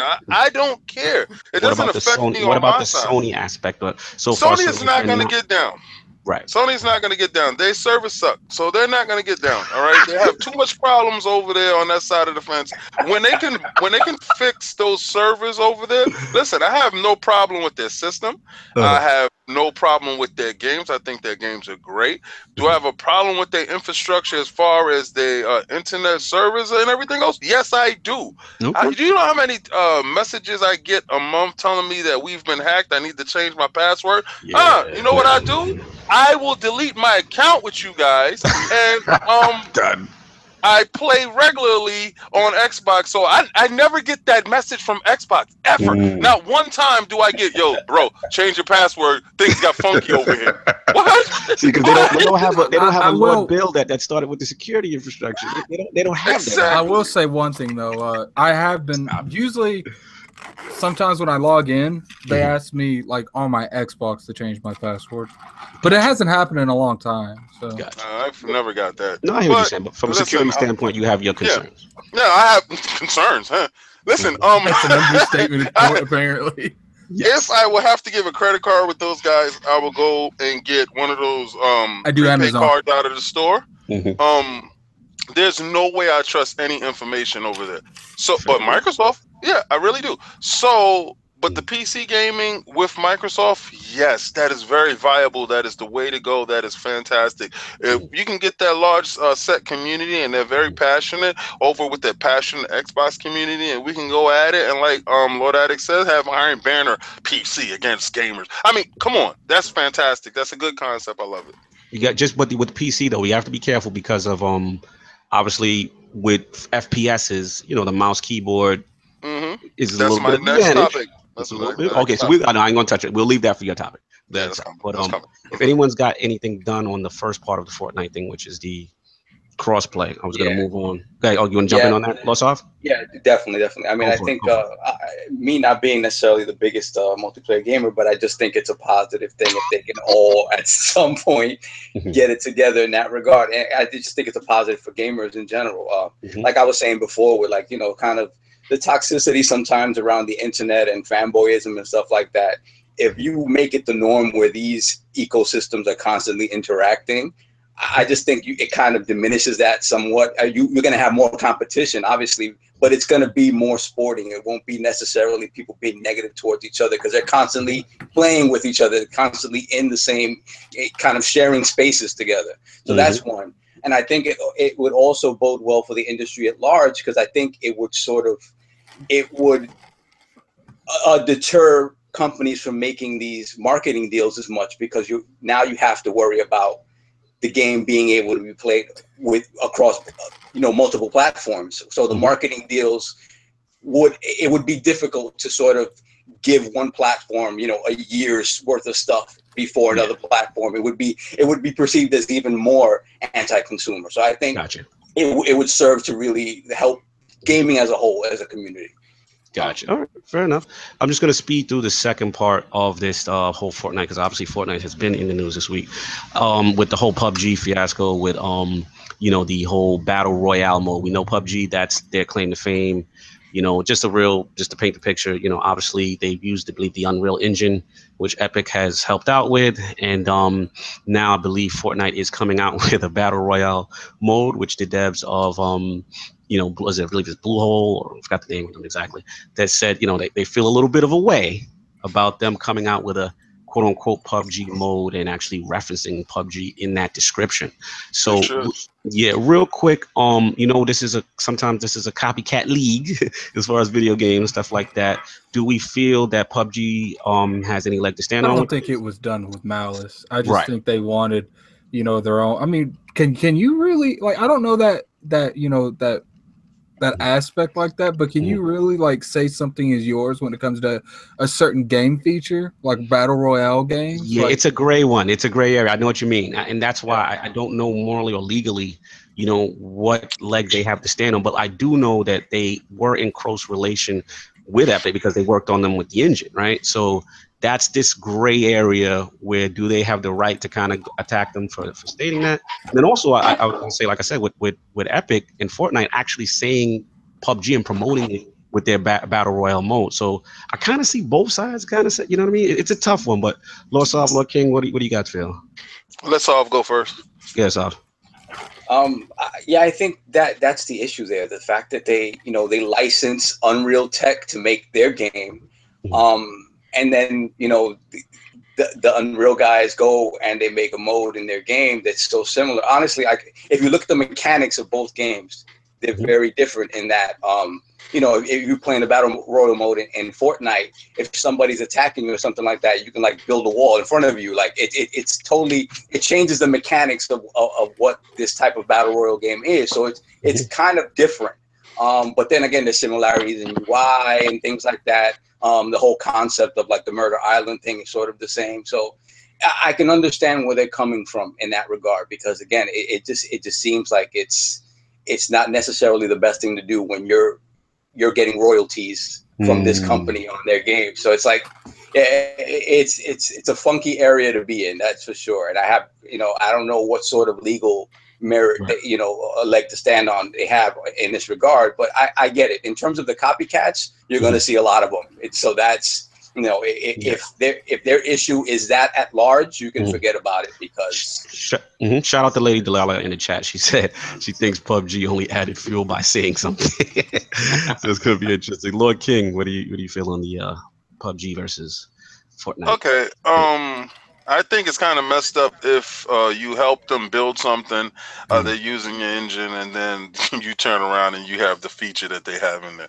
Now, is that kind of shady? That is completely shady. That's horrible. I mean, it's really messed up. It's a copycat lead, and we all know the problems that Fortnite is having. Is it up to the standards of PUBG's PlayerUnknown? No, it's not. It's not pushing the numbers that they're pushing. So of course, when you're down and you're seeing something that's successful, you're going to reach over and try to emulate that any way possible. Now, this is the problem. You had the inside track. Okay, so you saw them build it, you saw how it went, and you was like, yeah, I got that. And you probably had a little twist on it, like Lord Sovereign said. We're able to do this in our game. Okay, so imitation is just the most sincerest form of flattery, and okay, maybe they'll sue. I don't know. But just like she said in the chat, by them talking about it and highlighting it, they put more emphasis on it. And maybe some people that weren't looking at Fortnite said, "Oh, I can get a PUBG experience over there." and they went that way. Gotcha. Fair enough. So personally, I don't have a problem with it as far as that goes, because again, if it's well and it's done well on another platform and you're trying to get a leg up and you're trying to get sales and stuff like that, you're going to exhaust every avenue to make your game successful because they're closing dev houses like at a rapid pace. So if you're trying to stay relevant and viable in this cantankerous environment, you're going to do whatever you got to do. So. Yeah, I mean, I recall a situation where, remember when the whole, 4v1 craze started with Evolve, and I've seen a lot of games, doing that copycat kind of thing. Just real quick, I want to give it to Lord Bill. I don't want to get him in trouble, but I just was going to ask Lord Bill as far as like, have you seen situations maybe similar in the past? And I was going to ask if, in reference to those kind of competitions or similarities, and if any legal things can be taken, or if have you ever seen anything similar in the past coming up in the industry? Well, I mean, even outside the industry, anybody can sue anybody, right? Just get the court costs. Here's what I'll say. PUBG is a big partner. We've worked with them for a long time as a company, and so as a company man, I have a perspective there. I actually have a really good friend who worked with me at Xbox Store and is now a producer on Fortnite, and we were in the Marine Corps together. Nice. So I'm just going to abstain because there's no way I can say anything about I feel you. No, fair enough. Fair enough. Side. No, that's good. That's good. That's all I wanted to hear. That's cool. So we felt on this whole situation. PUBG, hopefully these guys can work it out, and both games can be successful. There's a lot riding, especially with PUBG, and we definitely excited for PUBG on the Microsoft side, as an exclusive and timed or whatever it may be. But the game seems huge on the PC market, and we're excited. So we're gonna move on, and Lord King, want to talk about lights, camera, action with Microsoft. We got. Yes. I would like to start off by saying RIP to Kinect. Moment of silence. Yeah, we've known you well, my dear friend, and your time with us has come to an end. Oh my God. You see what I deal with? Because shots has been fired in your direction, and I believe they are lethal, brother. Microsoft has debuted a feature for those people that are fortunate enough to be in the alpha member circle. The feature is you're using plug and play cameras for Microsoft apps, which is Skype and Mixer. Now, I know you probably say that's nothing. Well, the fact that you have to buy a piece for the Xbox One X to put your Kinect in, that's a barrier. Some people don't want to make the phone call. Some people have Kinect sitting in the corner and they don't really care about getting an extra piece to hook up to a system that they have. A lot of people don't want to do extra steps to get one thing done, but a plug and play. So the fact that they're doing this and they see the communities that do Twitch and live streaming, and they're pushing Mixer very hard to be used across the world competitively. And the plug and play feature, this is the death nail for the Kinect, and I want to know how you guys feel about it. And back to Lord Mikey Barr's proclamation that mouse and keyboard is coming. This X is ushering in the blurred lines between PC and console ever so slightly in Phil's grand vision. I want to know how you guys feel about this new tech that they're debuting for the alpha member circle. Let's get it to Lord Bill from the standpoint of the testing of like the USB cameras and things like that for Microsoft apps like Mixer and Skype, and what he can possibly talk about or give us some insight on, if possible. Lord Bill. Well, I mean, I'm part of the platform team, and so, but in some cases we all work on our own features and we all work on our own feature set. What I would say is Mixer's been a great addition to the console, and having them come into the fold from the standpoint of all of a sudden anybody could stream anything.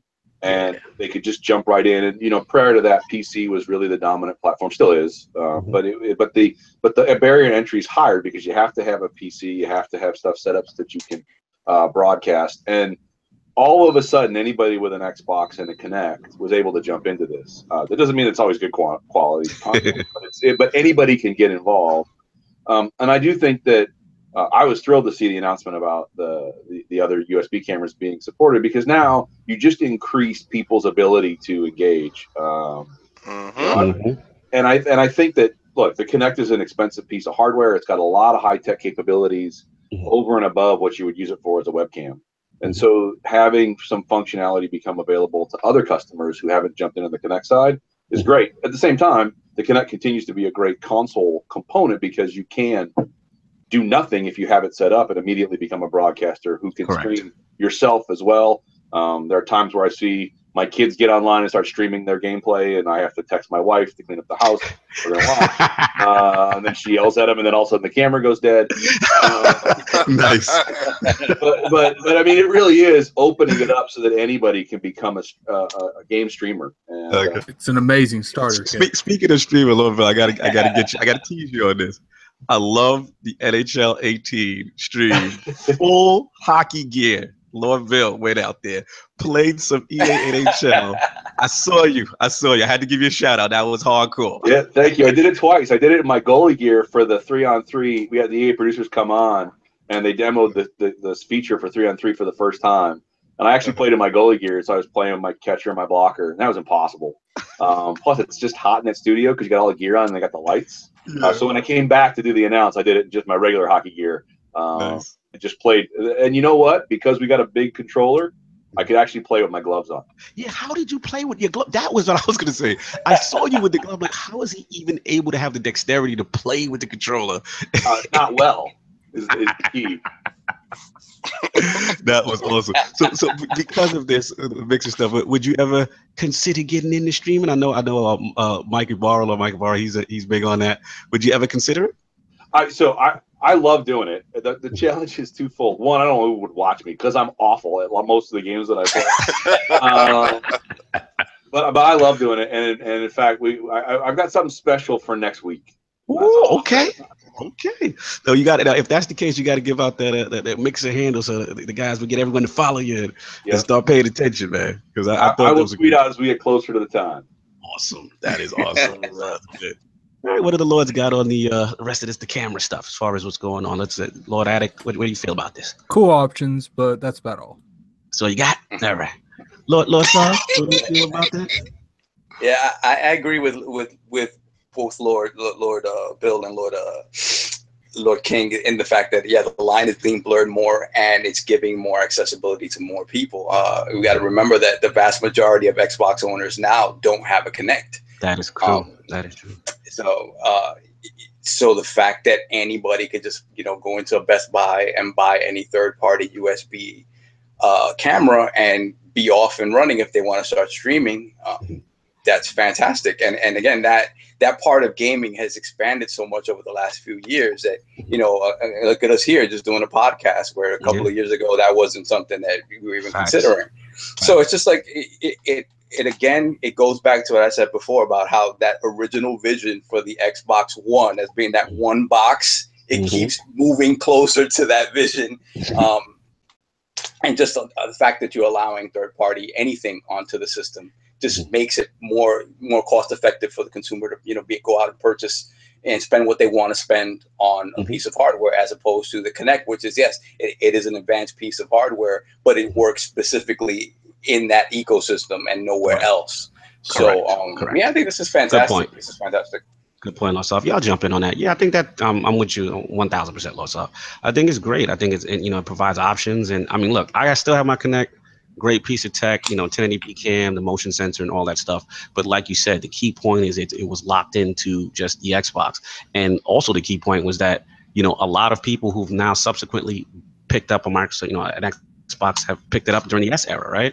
And that's where Kinect was not a mandatory part of the bundle. So to have that option is really cool coming into the debut of the Xbox One X, getting to see, the services being used, the Skype and mixers is huge right now, seeing that thing blow up and giving everybody that ability, to be able to do it. I think it's really, really cool. And to see, what I want to commend Microsoft is to see them be flexible, because a lot of times you see companies, when it's a proprietary product, they just want to push said product, don't want to give you the option of a quote unquote competitor, so to speak, you know what I mean, with another camera and things of that nature. So I think that's really cool to see. So I'm excited about it.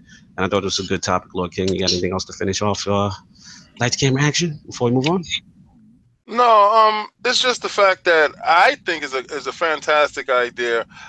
Instead of, if a lot of these thoughts was pushed to the table in the beginning, I know they invested a lot in the Kinect, and I know they wanted to be successful because it showed that it sold 13 million units before, and they felt that if we can get these units in the box, they could see the value, and I see that mindset, but also it sold 13 million units on its own. So if you would have, had it as a separate peripheral, and you can upgrade as you go along, and the price of the Xbox would have been at the same price of the PlayStation or lower, then you wouldn't have been in the big hole that you were in, and it didn't feel like everything was being forced. It made it seem like everything was being forced when it actually wasn't. But now, like I said, Lord Phil, changing the narrative. He removed it out of the box, and he gave you options. He gave you the option that you could use your old Kinect, or now you can use your cam. Go to the store, buy cam, man. So all these things is being possible under the new philosophies, and the new philosophies is panning out. He's working and making things happen. Nice. Yeah, man. The vision is there. And we're all excited about it. Like I said, flexibility and options, always a good thing. So we're going to move on to the final topic. Lord Sov, this is you. We're going to talk about TGS. What's been going on? Yeah, so TGS, actually, I think today is the final day of TGS proper. But Sony had a press conference early on before the actual show started, and Nintendo had some announcements and whatnot. So I just wanted to, it's been kind of low key. TGS hasn't been as big in recent years as it was a long time ago. But I think considering this year, how many great Japanese games we got, I was hoping to see some really big announcements coming out of Japan. And it kind of conservative, like nothing too crazy. But again, I know Sony's going to have something bigger towards the end of the year. They still have Paris Games Week, and they still have PSX, and I'm sure we'll get some sort of Nintendo Switch Direct before the end of the year again. So we'll get more info in that regard. So let me start off with Nintendo. Like I said, they had a Direct a few weeks ago, so the bulk of the information that they wanted to sort of get out to the public was in that Direct. So what we got from TGS is that they showed some more Fire Emblem Warriors gameplay. The game, again, if you're a Dynasty Warriors guy, that Muso type of game, the game by all accounts is beautiful, kind of frantic. It's definitely a showpiece for what the Switch could do. It's running beautifully. Again, if that's your type of game, I guess we're getting that at the beginning of next year. Okay. Same, Attack on Titan 2 is coming to the Switch from Koei Tecmo, and that looks pretty. If you're a big fan of the manga and the anime, well, that's coming next year. Yeah, I saw the trailer. The trailer looked fire. Yeah, the trailer looks fantastic. That gameplay, from what I've heard, like the gameplay is really cool. And the grappling stuff that you do when you're swinging from Titan to Titan is supposed to be pretty cool. So if you're into that, I heard the game is pretty decent. Dragon Quest Builders is finally got shown for the Switch, and this is a Minecraft-like game in the Dragon Quest universe that kind of did gangbusters when it came out on, I believe it was on Vita. And PS, don't quote me on that, in PlayStation 4. But it has those Minecraft sensibilities in the Dragon Quest universe. So I think it's going to do very well on the Switch when it finally comes over. Another thing that came out of Japan was the fact that Metroid sold well. Yeah. Considering how Metroid usually sells in Japan, it actually did pretty well. I think they sold through something like 70% of their stock. They sold about 30,000 copies. I think they had about 43 that they made for the initial launch window. So the fact that Metroid is doing well in Japan bodes well all around the world. Hopefully, again, we're getting Prime at some point. Hopefully, we'll get this remake onto the Switch also. No, Yep. it won't come. You will Look, not King get got it. his 3DS. You will He's go out happy and right you now. will buy a 3DS and you will support the game in its original They keep- format, sir.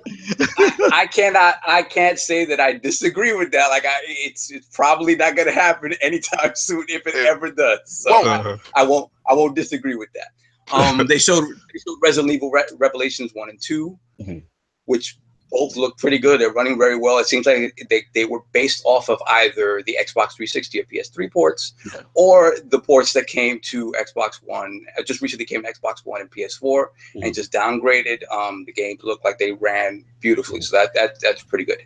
Gotcha.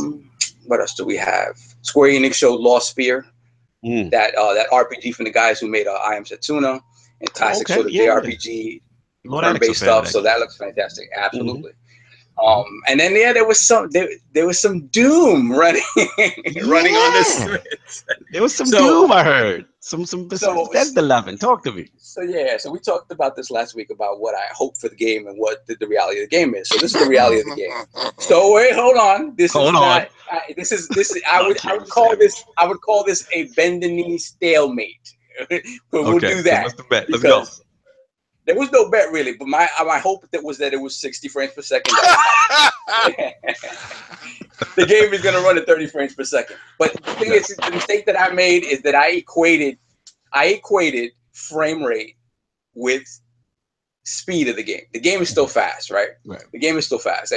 But smoothness is a different story. The game runs smoothly, but it's running at 30 frames per second. Just the overall speed of the game is still fast. So the game is going to run 720p in handheld and dock mode. So there's no up-resing. Okay. There's no up-resing in dock mode. It's what you have to do. Now, if you look at that game, I played through that entire game. I watched nearly a half hour footage of that game. That's Doom.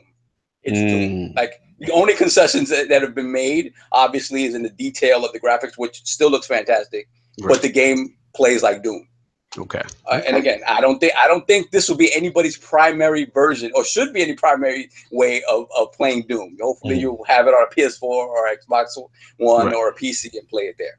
But it's cool that Nintendo has the option, and that Bethesda is showing that support for the time. And by all accounts, it is a fantastic port. And I expect the same from Wolfenstein. Lord King wants to snicker and jump in. Continue, Lord King. He doesn't want to jump in. He just wants to snicker. I don't want to jump in at all. Okay. You made your point. Okay, I see where you're going. I'll be apples to oranges. I'll be in the segment in a second. I wanted him to flesh out his point, and I just couldn't help but I have to start muting my mic because I don't like it when it's done to me. So I do apologize, sir, and I bend the knee on the fact that I really didn't think that it would look like that.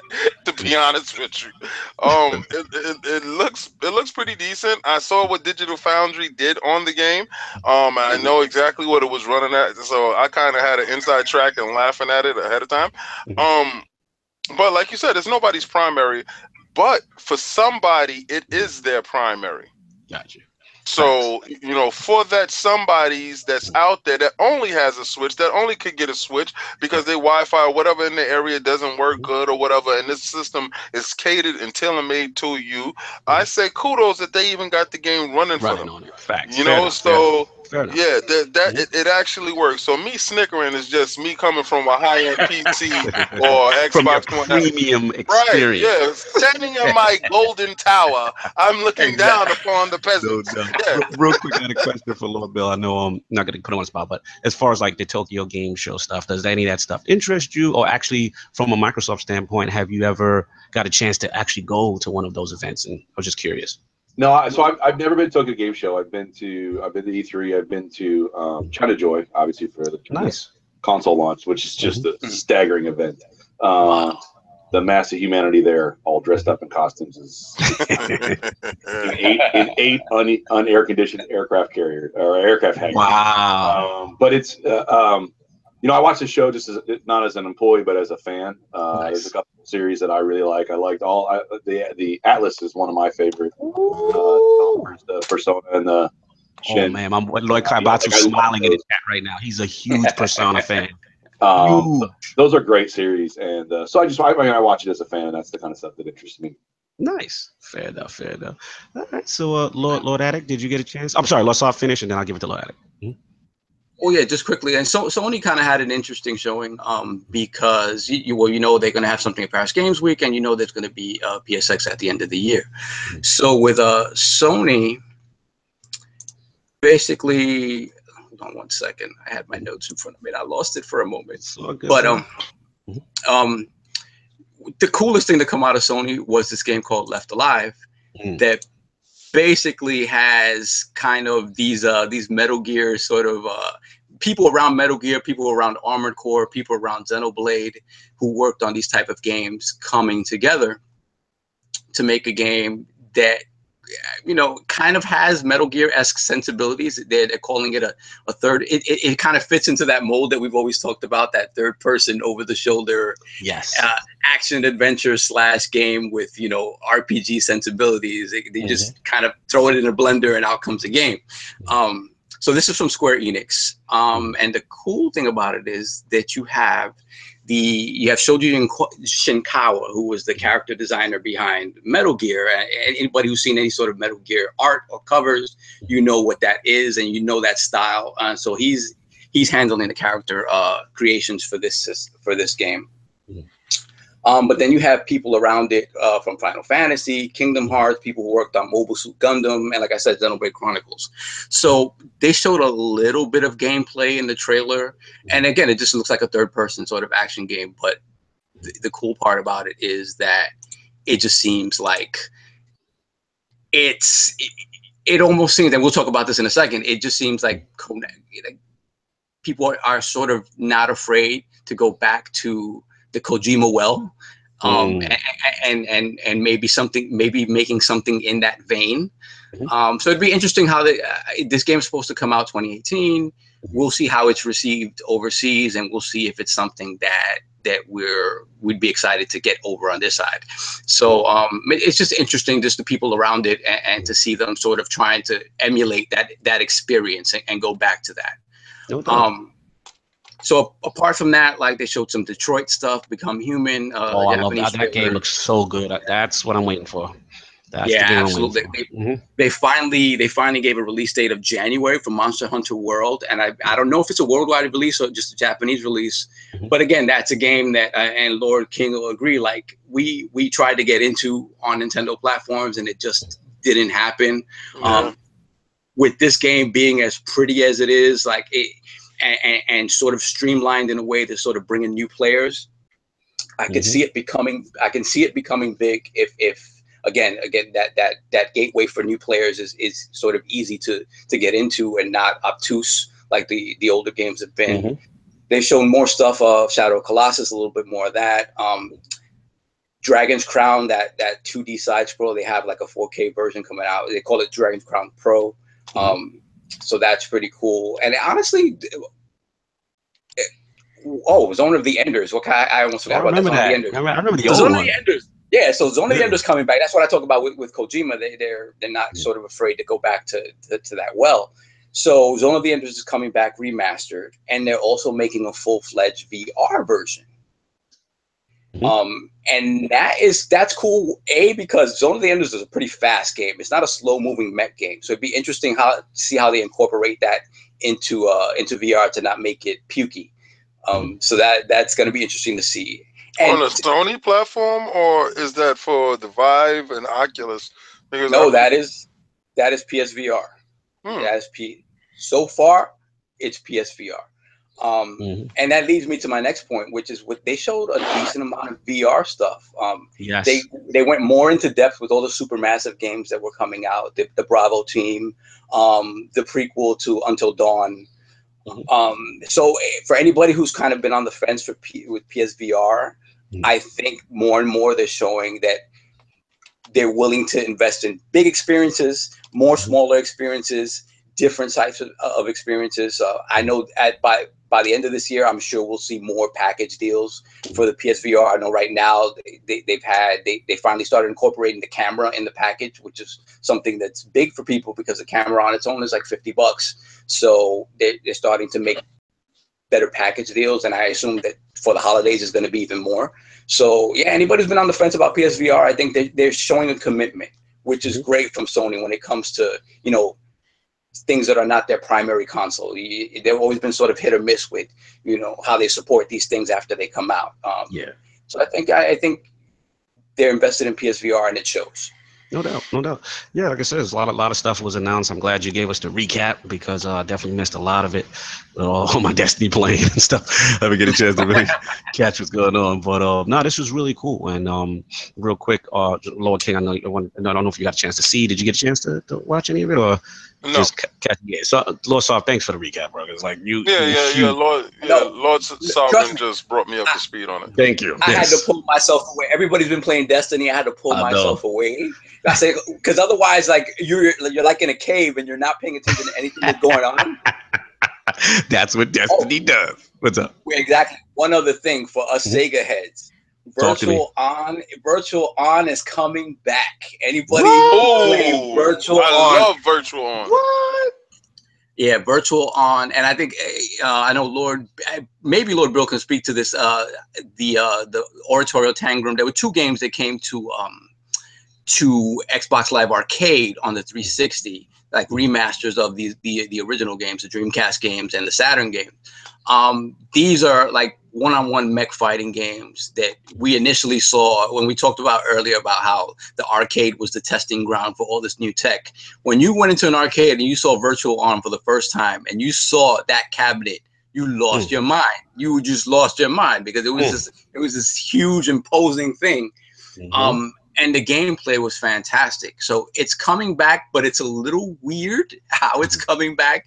They're associating it with kind of an obscure for us, Japanese sort of manga. So it's about these students who have superpowers. So they're incorporating Virtual On. It's essentially Oratorio Tangram, I think, with this manga. And so it's students in robot form battling one-on-one. But again, it's back, and it's cool to see that it's back. Nice. Well, Bill, I don't know if you guys know, we released the 360 BC version last week, but it's Japan. Oh, really? It's really? So those sort of fly under the radar. We've done a half dozen or so Japan only releases for Xbox owners in Japan, and Virtual On was one we just put back in. Wow. Yeah. Wow. That's awesome. Those games are fantastic. That's a wild moment because I want it. Yeah, no, that was definitely I have to do what I have to do to get that. Yeah, there were many a nights lost to battling on the Dreamcast and Virtual On. So yeah, absolutely. All right, well, we're gonna wrap this thing up soon. We got I know Lord Bill has his bears to attend to. But during the what is it, the Glennon era. But Earthworm Jim, the quarterback. Oh my God.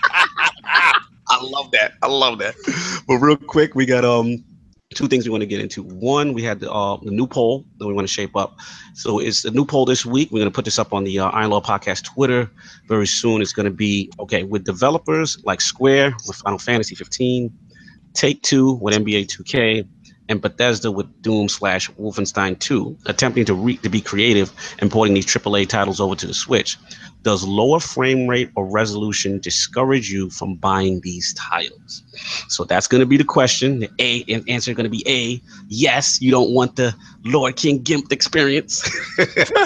Or B, no, we want more portable AAA titles. So that's going to be the question. It's going to go up on ILP Twitter soon. Make sure you guys rock the vote. I want to give Lord Attic a question he had for Lord Bill. Lord Attic, you had some questions for Lord Bill before we close out? I just had one quick question, Lord Bill. Since this is an Xbox podcast, what's your favorite Xbox game? Oh, it's like asking me what my favorite child is. Depends on who's in the room. So there's a set of games. Obviously, the original Halo will always have a special place. I'll tell you a story about it. When I was working, this is when I was still doing the telecom work. And I was in one of the buildings we had. There was also a partner lab, so we would come in and partners would build technology showcases. And so we had a fake living room, and one of the first things we did was put an Xbox in it. And then me and a couple of my buddies, every day after work, we would go order pizza. We sit down, we play 4-screen multiplayer on that console. And then eventually a couple other. And you gave everyone the work, right? What's that? And you gave everyone the work, right? You won every game. Well, no, it was an intense and fair competition. But so we beat. So then eventually so there was Exchange was in the same building. A couple of those guys walked by. They're like, "Hey, can we play?" We're like, "Sure." So we set them up in a lab where they had it on a projector. And then over time, like every night, different product groups started hearing about it, and they'd come play us. And we were holding court. We were beating everybody because we played all the time. Well, so one of my buddies who worked at Microsoft.com, said, "Hey, I got some friends who want to play." We're like, "Great, bring them over." And we got destroyed. It wasn't even one of those things. Like, we're riding high. We've beaten everybody for weeks. And it turned out that they were the testers from Bungie. So that game will always have a special place because there were many hours burned with some of my best friends. I also am, and this isn't corporate speak, like I love the Borderlands series. I was so thrilled when they were one of our partners. I feel bad with their latest trials. I think that the fans have said that they want Borderlands games, and whatever they decide to do in the future. But there are so many, and it just depends on. Overwatch is obviously one for me right now, but I mean, it's like asking me what's your favorite movie or what's your favorite song. It just kind of depends on the mood I'm in. I hear you, man. I hear you. So tough to choose. You had a question? Another question? What? I was saying. Oh, I was just gonna ask you guys. Did you, maybe not. Lord Bill might not know because he doesn't really follow the Destiny community, but Gathalia, he tweeted.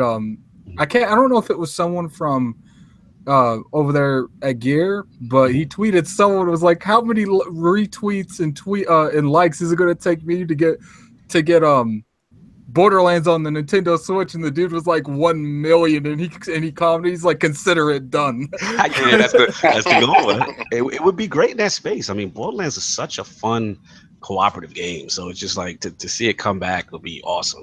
Just me personally. But that's cool, man. But Lord Bill, we want to thank you, man, for really taking the time out of your schedule. We know you guys are busy. Yeah. You know what I'm saying? We really appreciate you, man. It's always a pleasure talking to you every E3, and hopefully we see you at the next one again, man. So thanks a lot for coming on the show. Thanks for having me, guys. I really appreciate it. It's so cool to get to interact with people who use the stuff that you build, and you guys are the reasons we do it. Much appreciated, man. Thanks a lot. Cool. So we're gonna also want to let the people know where they can find you, because obviously you're gonna be doing some mixer stuff going on soon. So we want you to promote all that good stuff here on the ILP. So you got the mixer page up and everything. Where can the people find you? So the easiest way to find me is at my Twitter at WC Stillwell. And then I put everything we do, because sometimes I'm doing them on my account, sometimes I'm doing with corporate accounts because we're promoting something. So just if you follow that, I will put everything I do on that. Nice.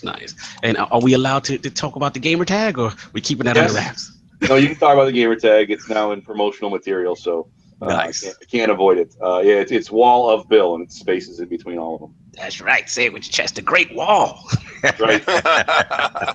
My man. Lord Bill's an absolute pleasure.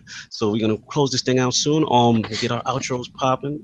Lord Addict, you got stuff going on with the Gaming Addict show? What's going on with you? Where can people find you? I'm trying to do stuff with Gaming Addict, but I'm telling you, like, this Destiny 2 is too bad. Like, I even told myself I'm going to put out videos. Yeah, I put out a video yesterday. Ironically, it was Destiny 2 related, and I was like, I'm gonna put it out today. And I'm sitting here like before the podcast, I'm like, but I can run some Crucible real quick. I mean, it's an issue, but I do want to announce that I'm five subscribers away from 1,000. So definitely. Oh yeah, please sub the Gaming Addict, please. Yeah, let's get them to 1,000, guys. So appreciate all that support. I do want to thank Lord Bill for coming on again. It was definitely really appreciative. I know with the statue that you have, sometimes doing stuff like this can be a little iffy, and I appreciate you giving us that trust and coming on here, especially live. Live is a big thing. Yeah. But I definitely want to take the time to thank him again. Absolutely. Lord Sov, where can people find you? Yeah, absolutely. Thank you, Lord Bill, for coming on, man. We really appreciate it. Anytime we get to talk to people associated with the platforms that we love, it's fantastic. So thanks again for coming by. And the fine people could find me on PSN and Xbox Live at BX Sovereign. And will you be online though? That's the question. Will you be online? Depends on what I'm doing, right? Oh my god, the selfish gamer. The selfish gamer, living up to the moniker. No doubt, no doubt. Cool. And Lord King, where can people find you, sir? Oh, I'd like to say thank you for Lord Bill for coming through, and the fact that he was sharing his gaming experience, and I can go all the way back with you, brother, on all of that stuff was fantastic. Yeah, all that went straight over my head. It really wasn't. That's why the young generation needs to be educated today. It really wasn't meant for you, young buck. I ain't gonna lie. Like I knew the moment that went, I kind of gave it a little bit of an evaluation. I'm like, yeah, this is not ending anytime soon. Crucible, here I come. See what you had to realize at that point in time was you were supposed to soak that in and say, "Man, I missed out." And you were supposed to go seek that out. You're supposed to get a backpack and go find yourself an arcade. Fan. I'm sorry. Oh my god! You see what we did with the young generation, Lord Bill? You see what we did? Right? This is like we used to have to walk uphill in the snow both ways to play games. Yeah, that's exactly what it's like. This guy, like just that sentence there. You really think I wanted any part of that? Oh my god! You got to do your history to see where gaming got to. The lazy youth. Anyway, you can find me at Facebook, Instagram, Twitter. Most importantly, you can find me at PlayStation Network at Xbox 360 Lover 01. All right. Thank you so much. No, of course, Incognito here. We spreading that gaming realness on the ILP. Always telling you not what you want to hear, but what you need to hear. Thanks again, Lord Bill, for coming through, dropping all those gems, great stories. You are welcome back on the ILP anytime to stop through and talk gaming with us. We really appreciate you taking time out that busy schedule. And I just want to do some real quick things to pay the bills. Make sure you guys hit that like, subscribe to the ILP on all the Inner Circle Network media outlets, including YouTube, iTunes, Google Play, and also that amazing TICCGN Patreon. The link's in the description. All that support really helps the Lord. It is much appreciated. We've got more things cooking up for you guys. It's going to be fun. I know it's 1 o'clock. I see the chat. It's like football. I know. Get your fantasy lineups together. We're going to get this thing out of here. But again, thanks, Lord Bill, for coming through. And we are going to end this show. Peace.